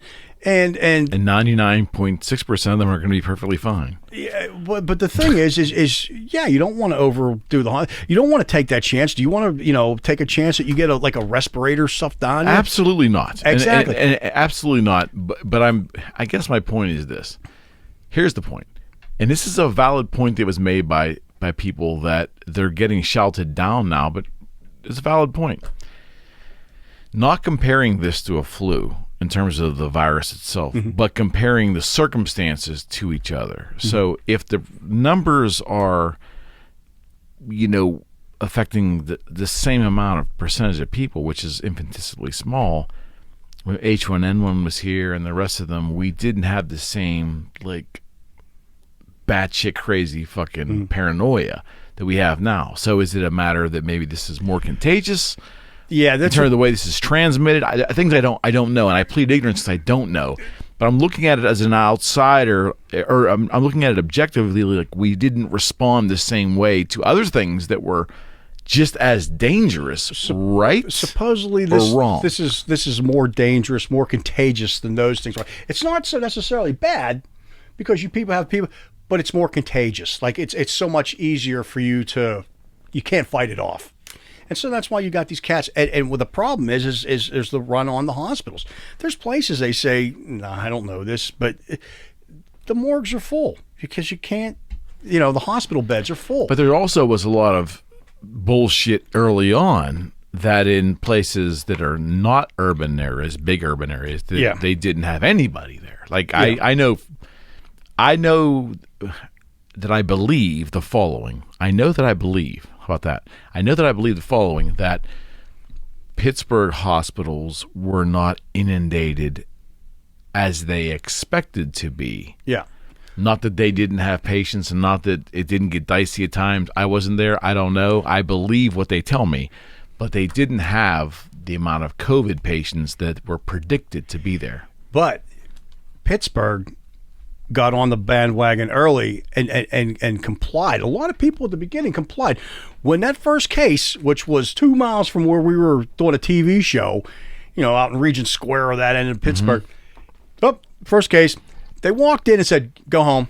Oh, everybody's terrified. Well, you're going to go home because we're not going to take the chance. And they shut us down, and it's just like, well, can I pay my... No, we're going to go home today. And we did. And, but it was smart. But our side of the state is, we got a lot of rural stuff, you know what I mean? Compared to Philadelphia, right, where that's where the problem was. Oh, they're living on top of each other. They're living on top of it. Where New York City. We don't live on top of each other. Los Angeles. We don't have a train that comes from New York City to Baltimore to Philadelphia to Baltimore to D.C. And we're not going up in that whole seaboard is, all the way up to Boston. They got it's huge cities with a rail system, and people, that's their commute, and they're in a closed, and it's, of course it's spread. We don't have that here. We're a little bit more spread out, and so we didn't get inundated with that as at least that's how I feel. And we, So if somebody is of the belief that we have to do whatever's required, whatever the governor tells us, whatever these people of science in the government's administration tells us, we have to take all these precautions, or dire consequences. So if you just buy into that, my next response after I buy into it's going to be, okay, so let's do exactly what you say, but you have to tell me there has to be an end game here, because we can't live like this forever. Here's the thing, though. It's the things we should have been doing to begin with. If you take a piss or a shit, wash your hands. Amen to that. To cover your mouth when you sneeze or talk or the fucking thing is I'm out. I'm seeing people just cough for fucking no. Cover your mouth, you piece of shit. Yeah. Hey, guess what? Wash your hands, because you're supposed to wash your hands to begin with. Right. Wouldn't that make it easy? So it's common sense things, and it shows you what either people are. They're fighting about doing the shit that they should be doing. Right. Or they just want to fight the fight. You dirty fucking pig. They want to fight to fight. Yeah, to wash your hands. Cover your mouth when you cough. I just did it. And, but that's stay just 6 it. feet apart from each It's basic respect for somebody else. Hey, look, I cover up because, I'm hanging out or whatever. If I go out to the bar or whatever, Well, of course. and I play with Most rational thinking people do. I'm worried about you. Of course. You should worry about me. Of course. I don't want to give it to my mom. I don't want to give it to my grandma, my aunt, my whatever. I don't want somebody else. I keep doing that, man. I'm sorry. I keep but I don't want to give it to somebody. Of course not. But people, I don't care. If I get it, Well, I get it goes back to that selfish thing we talked about earlier. We just have a selfish way of looking at life, as if we don't want to ever be impugned. We don't want to be someone impugning their will on us. Which, let me tell you something. There's a whole code book of public laws you must obey, or else you're going to either get a ticket, or you're, on the worst end, going to go to jail. Fuck the police. The point, point though, for exactly. me, I get your point. I'm just saying, all day long we're working within the framework of society, right? And most rational people just don't go break a window of a storefront, or go take their McDonald's cup and throw it in the middle of the street and walk off. I mean, there's different levels of severity there, but you don't do that stuff already before the pandemic era, because guess what? We know that's wrong. That's right. But now people that's wrong. They everything's wrong. Everything but hurts people. Everyone should get a trophy. Everybody should get this. And the bottom line is you shouldn't break a window, but you know what? Fuck this. We're going to do it. It's my right to protest that I'm going to go break a window, and I'm going to take everything out of there, and I'm going to bring a U-Haul down Chicago Miracle or whatever it is, Magnificent Mile, and I'm going to sit around and break windows. It's planned. And you know what's going to do? The cops aren't going to do a damn thing, because there's people. Somebody's going to hurt somebody's butt. Yep. And you're a prime example of a rational thinking person. I've always thought about that about you, and because I know that generally you're a very liberal-minded, socially especially, liberal-minded person. But there's a pragmatic part about what you're believing too, that you just can't dispose of your police. You just can't give citizens the right to steal from other citizens. You can't make excuses when someone kills somebody. You can't make excuses. That was one of the things I saw on the net. They make this fuck the police, blah blah blah, this, that, and the other thing. We're going to defund the police. A bunch of people get shot. People are dying. Where's the police? Well, it's the craziest thing. And when Seattle had that little Chaz, or they call it. I mean, it's not a social experiment. Look, I am not a political science major in school. I don't know philosophy that well. I'm just some guy that didn't go to college, flunked out of college. But I know enough from life experience that you got to have order. You got to have order, because nobody is going to be able to survive. Yes. This isn't the Wild West where everybody's walking around with Texas may feel that way. It's not.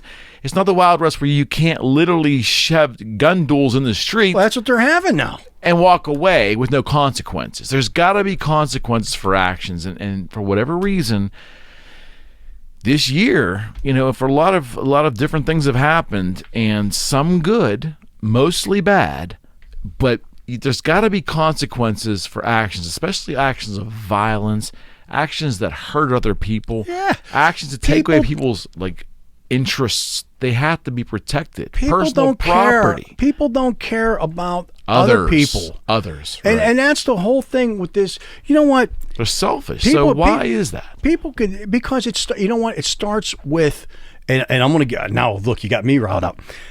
Good. It starts with basic ignorance in America. You know, I've been around the world, and I think that's what makes my eyes open. You go to China, they take care of their elderly. You know what we do here? When somebody's old or whatever, I'm not saying if you have a medical condition, Right. they don't care about your neighbor. They don't care about, you know, if this person, they're looking at how they can take their house or their money, or they're take advantage of somebody. Right. Whereas over in China, you take care. The family's number one. You know what I mean? Number one, we don't care. You've got people having kids and abandoning kids. You know what I mean? You got people, you know, if you're elderly person, there's no fucking, nobody's taking care of their family. You know, you took care of people. I take care of people. You know, and it's things like, because we are like that. But you have in instances, you have people that are, nobody cares. Nobody. Yeah, the society structure is so, but again, it's very self-centric in America. Because people don't have time for somebody else's well-being, and that's the thing. That's a great point. Well, that's the point I was getting to.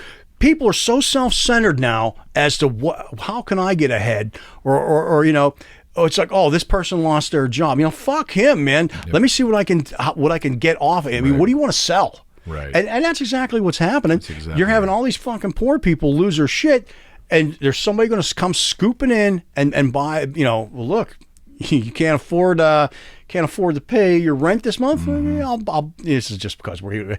I'll take your guitar. You know, buy, you know, and shit like that. You know, Opportunism. well, that's exactly it. Well, you know, that's what this America is built on. No, America should be built on, society should be built on helping somebody out through this, not looking to see what you can gain from somebody else's hardship or loss. Well, civility is the thing. That's the word. And we don't have that. No, you're right. And a civil society requires law enforcement. Well, I was going to get back. I was going to chase the rabbit back. To the You know, hole. it's not probably popular now to quote George H. Walker Bush or pretty much any Republican. It's never real popular to quote a Republican. You know, and I will say that. I've always felt that way. You can say anything, you can quote any liberal politician and no one really says much to you. You quote a conservative, you'll get some hate mail.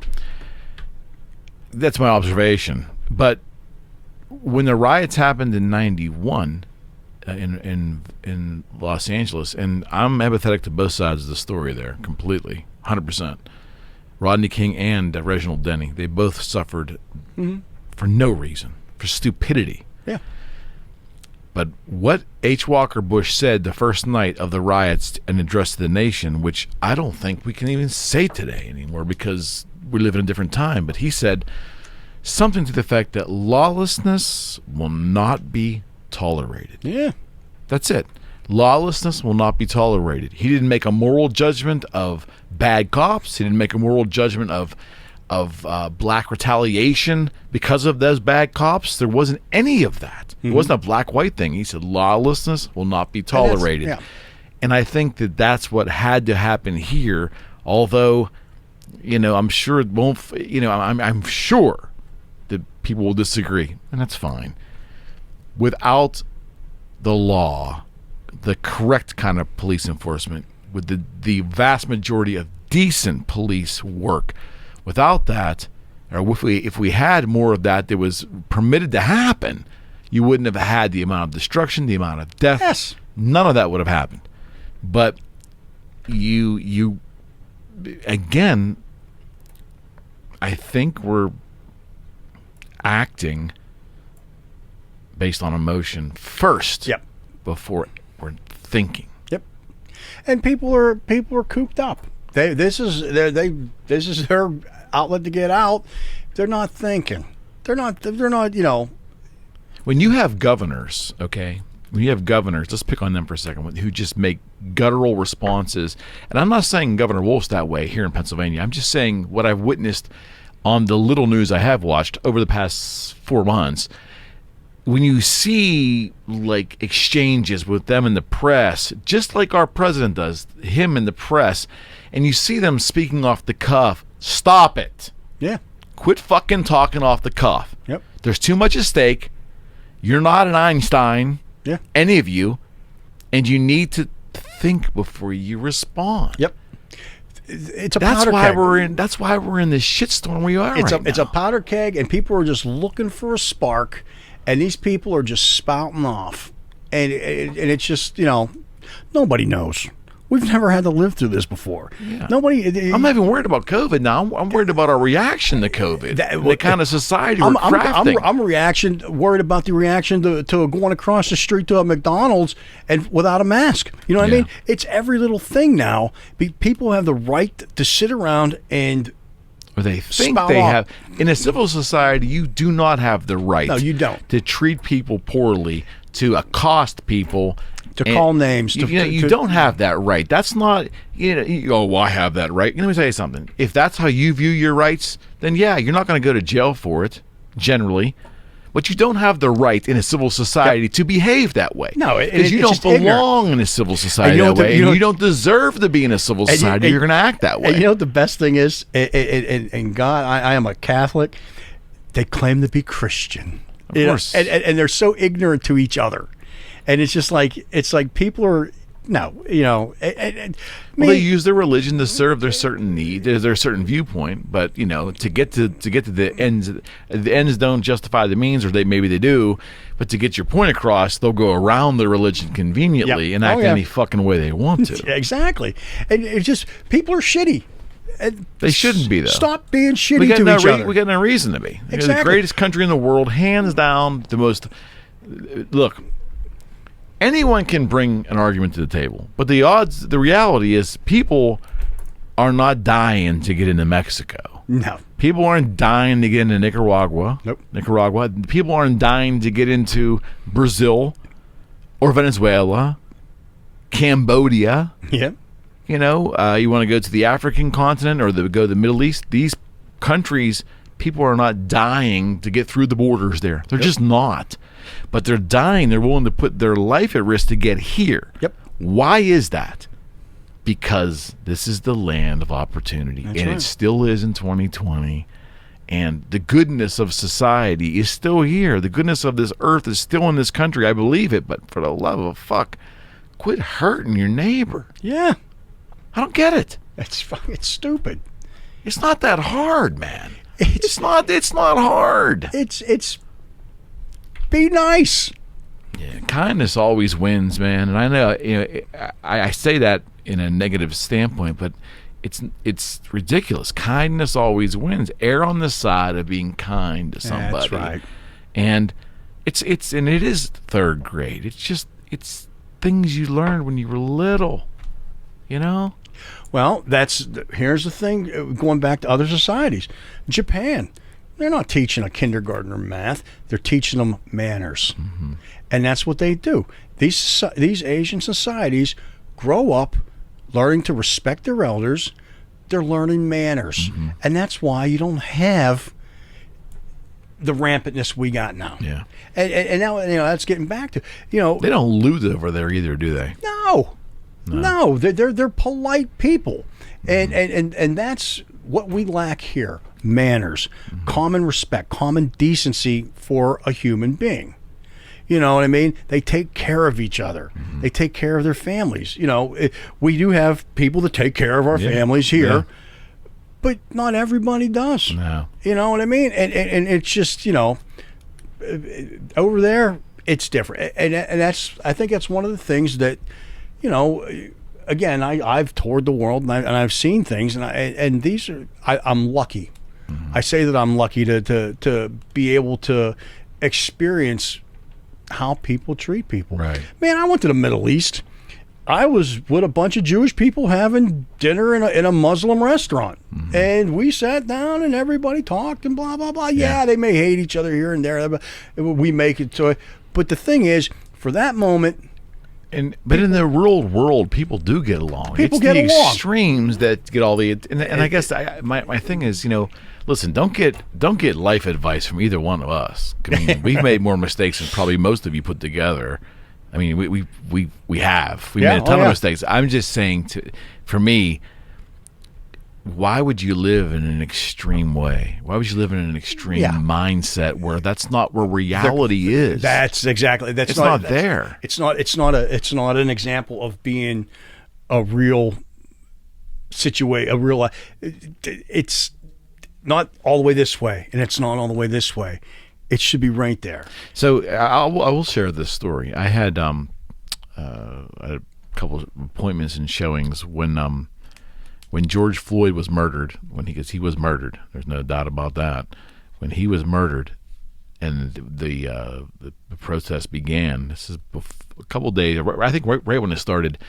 I walk every night, and I had a neighbor down the street said, "You need to be careful." And I go, "Careful of what?"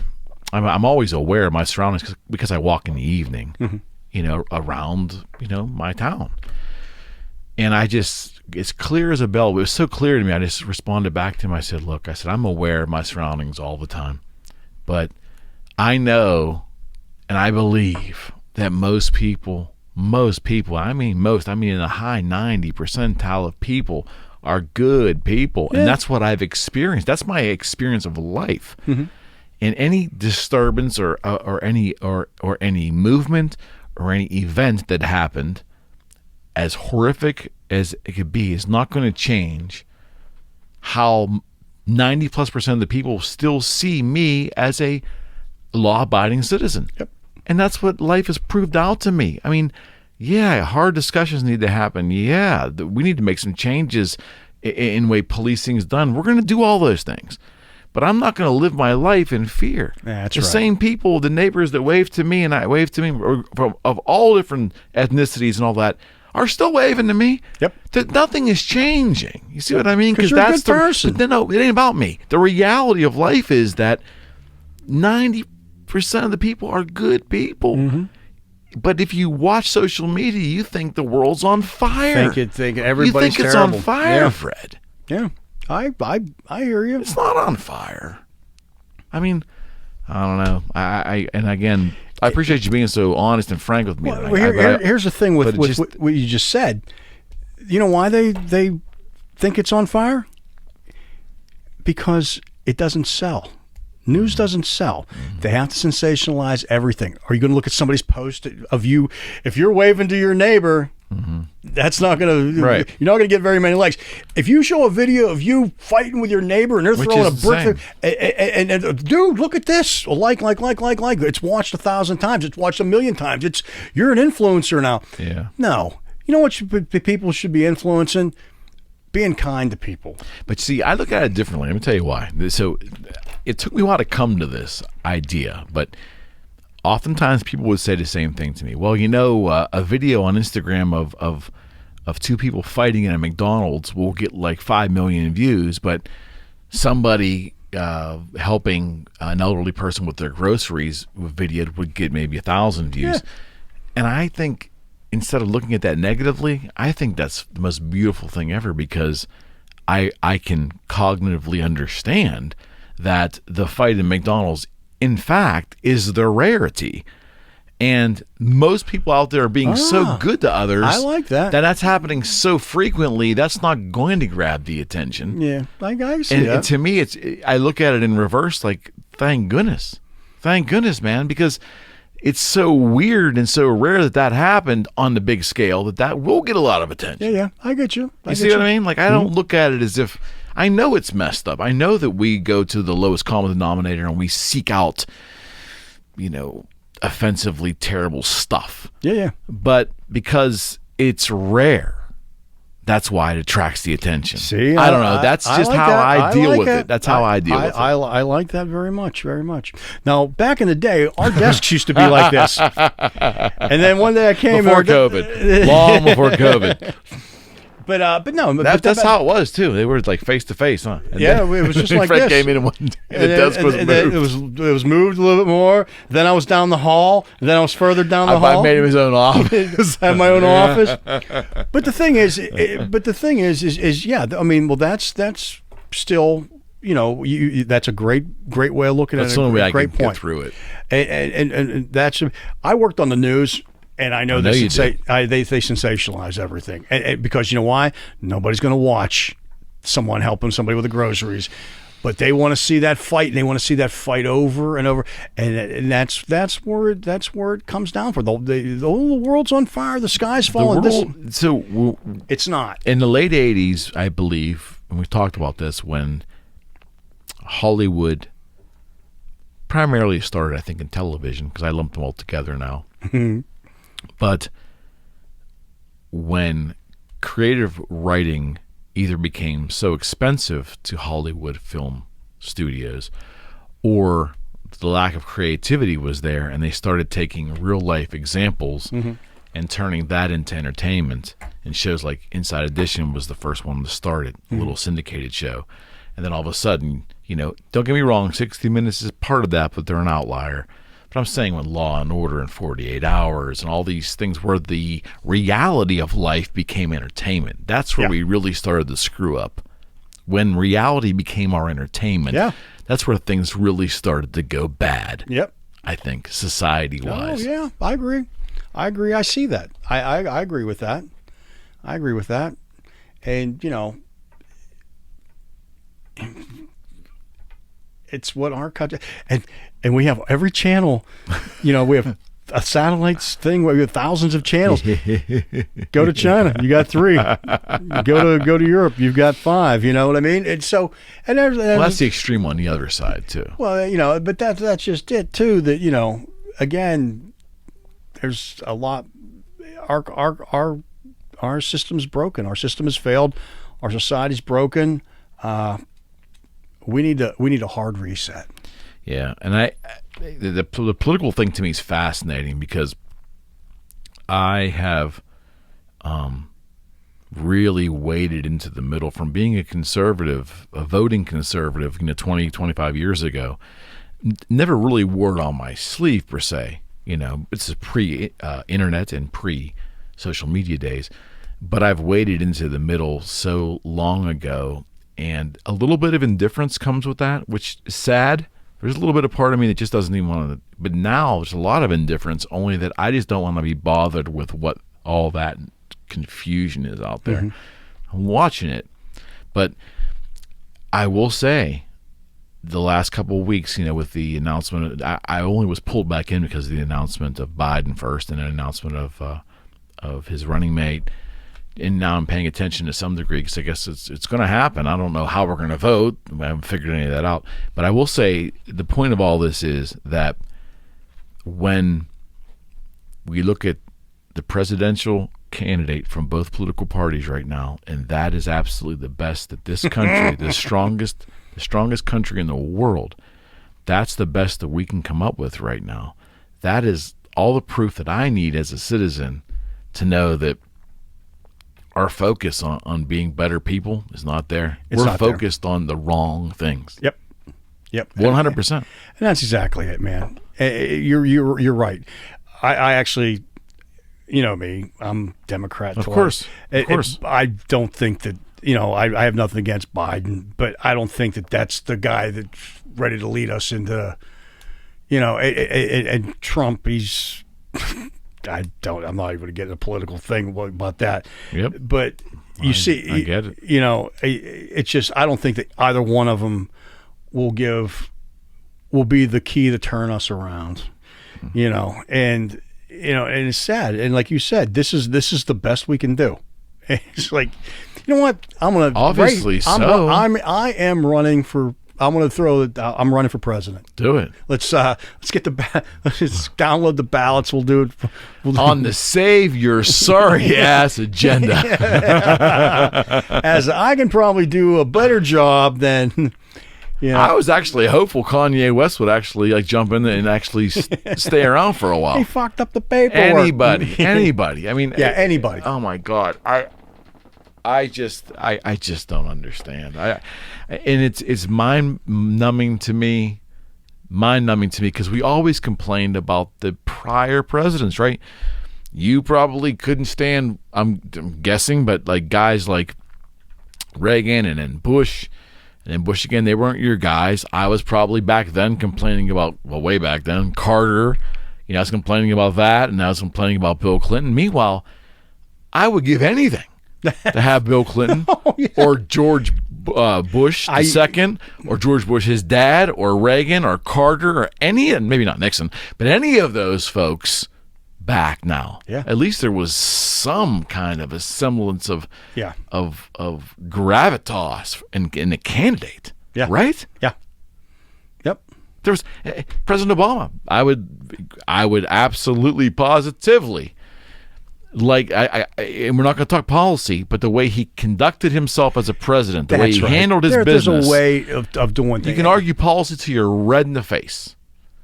The caustic nature of the current occupant and what I think is coming after him isn't going to be any better. No. And it's fed by the crazily caustic media. Yep.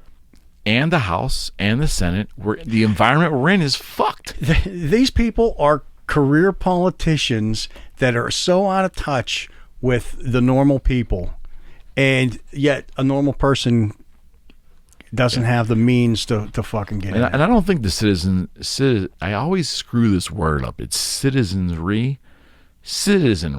There it is. Citizenry. There we go. Okay. I don't think we're stupid. I don't think that the American public is stupid, but I sure can see how other people from other countries peeking in on us right now think we're dumber than a box of fucking rocks. I don't think we are. I just think we're lazy. Well, mentally. That was what I was going to say. We're we don't think. We're not using the mula oblongata, which is sitting on our shoulders. We need to think before we speak, before we write, before we exclaim to be experts on things we're not. We need to think. And I don't know who teaches you how to do that. I'm not pushing you in any direction. I'm saying to yourself, you learned how to think as a little kid. Start fucking using it. Yep. Really? I mean, this isn't hard. It's not.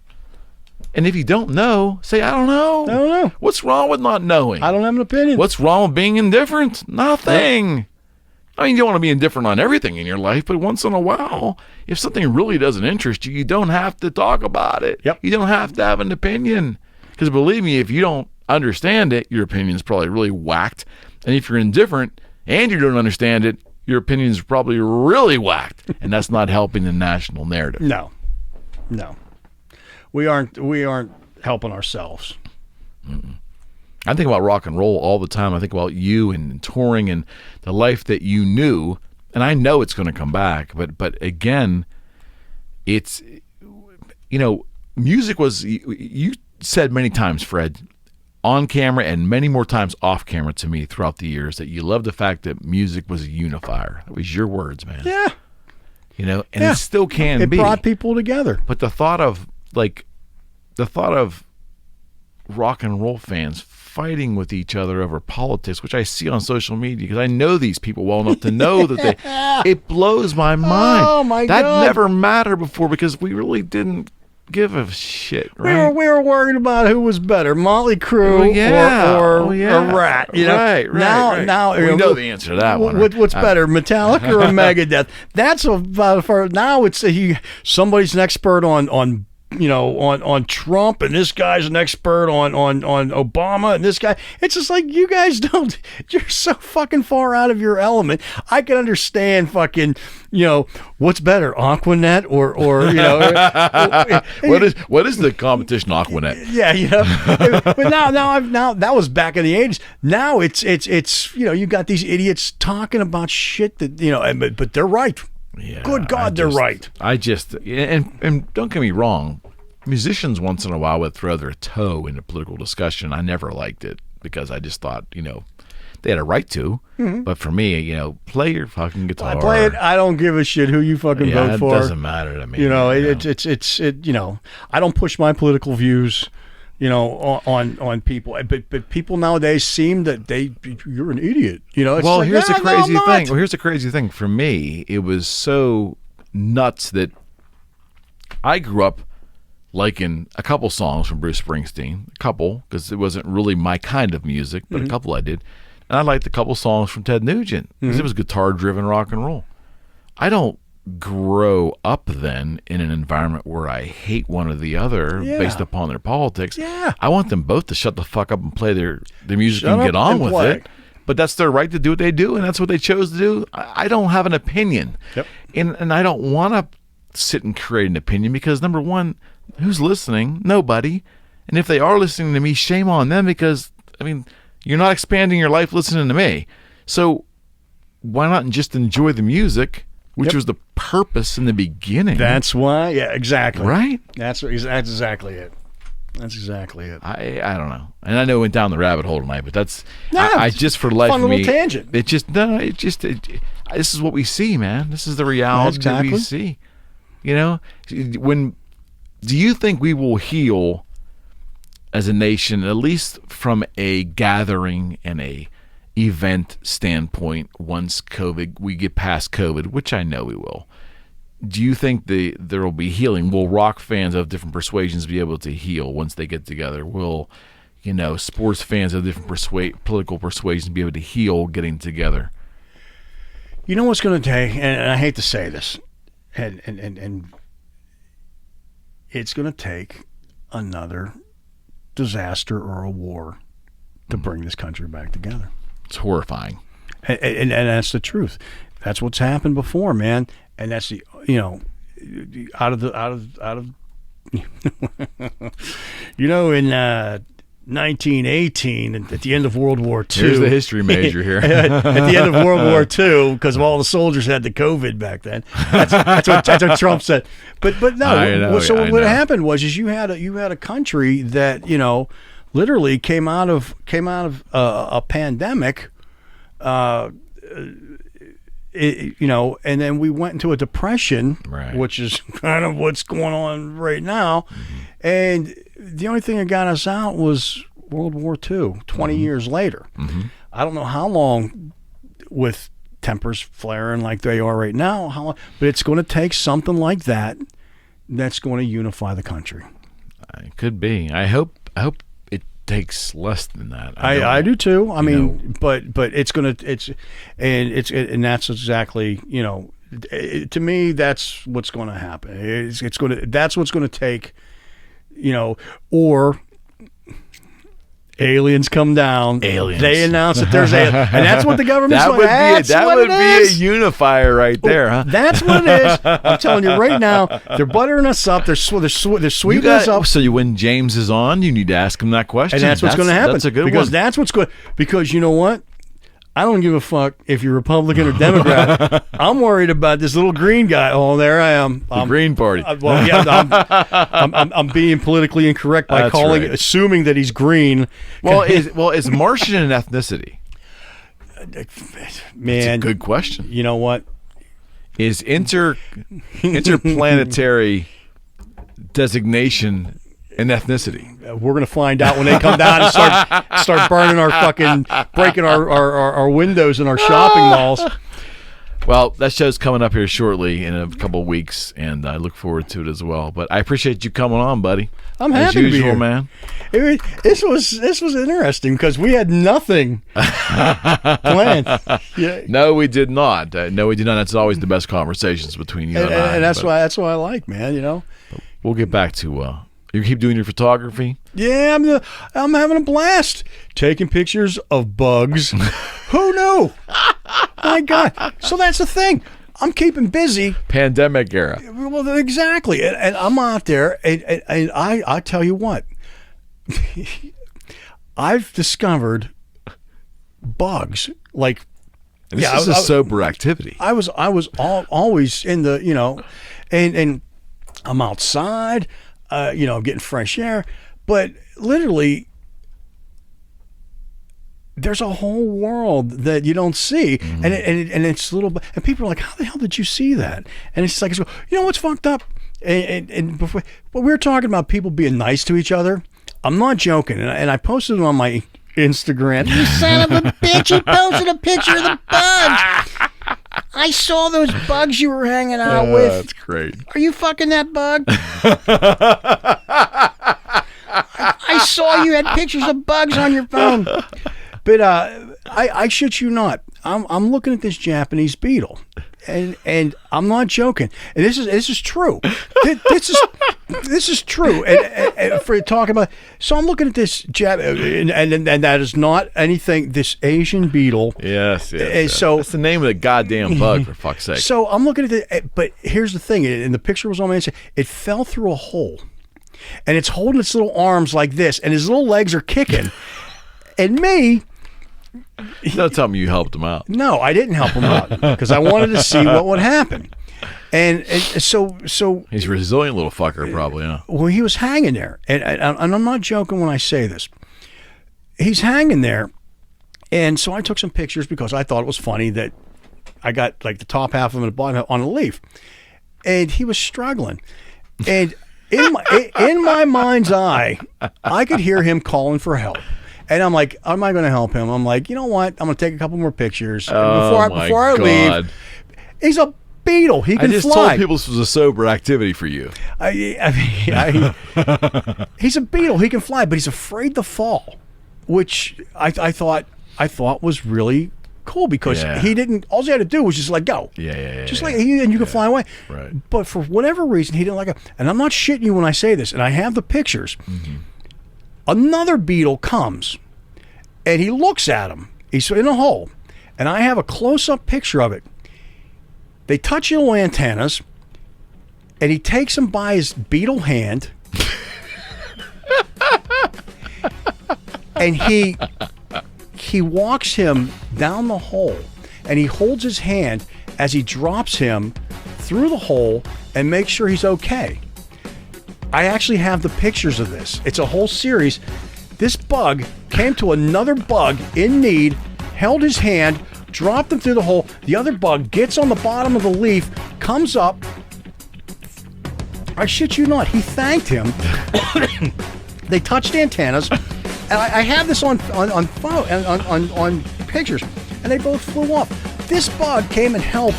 The bugs can do it. Why can't people do it? That's a good way to end the show right there, pal. Bugs can do it. Why can't we do it? Why can't we do it? I'm like, I've made myself cough. I laugh. Thanks, my friend. Anytime. And we'll see you in a couple of weeks here with James Krug. Oh, I can't wait. UFOs. I can't wait. We'll see. We're out. Bye-bye.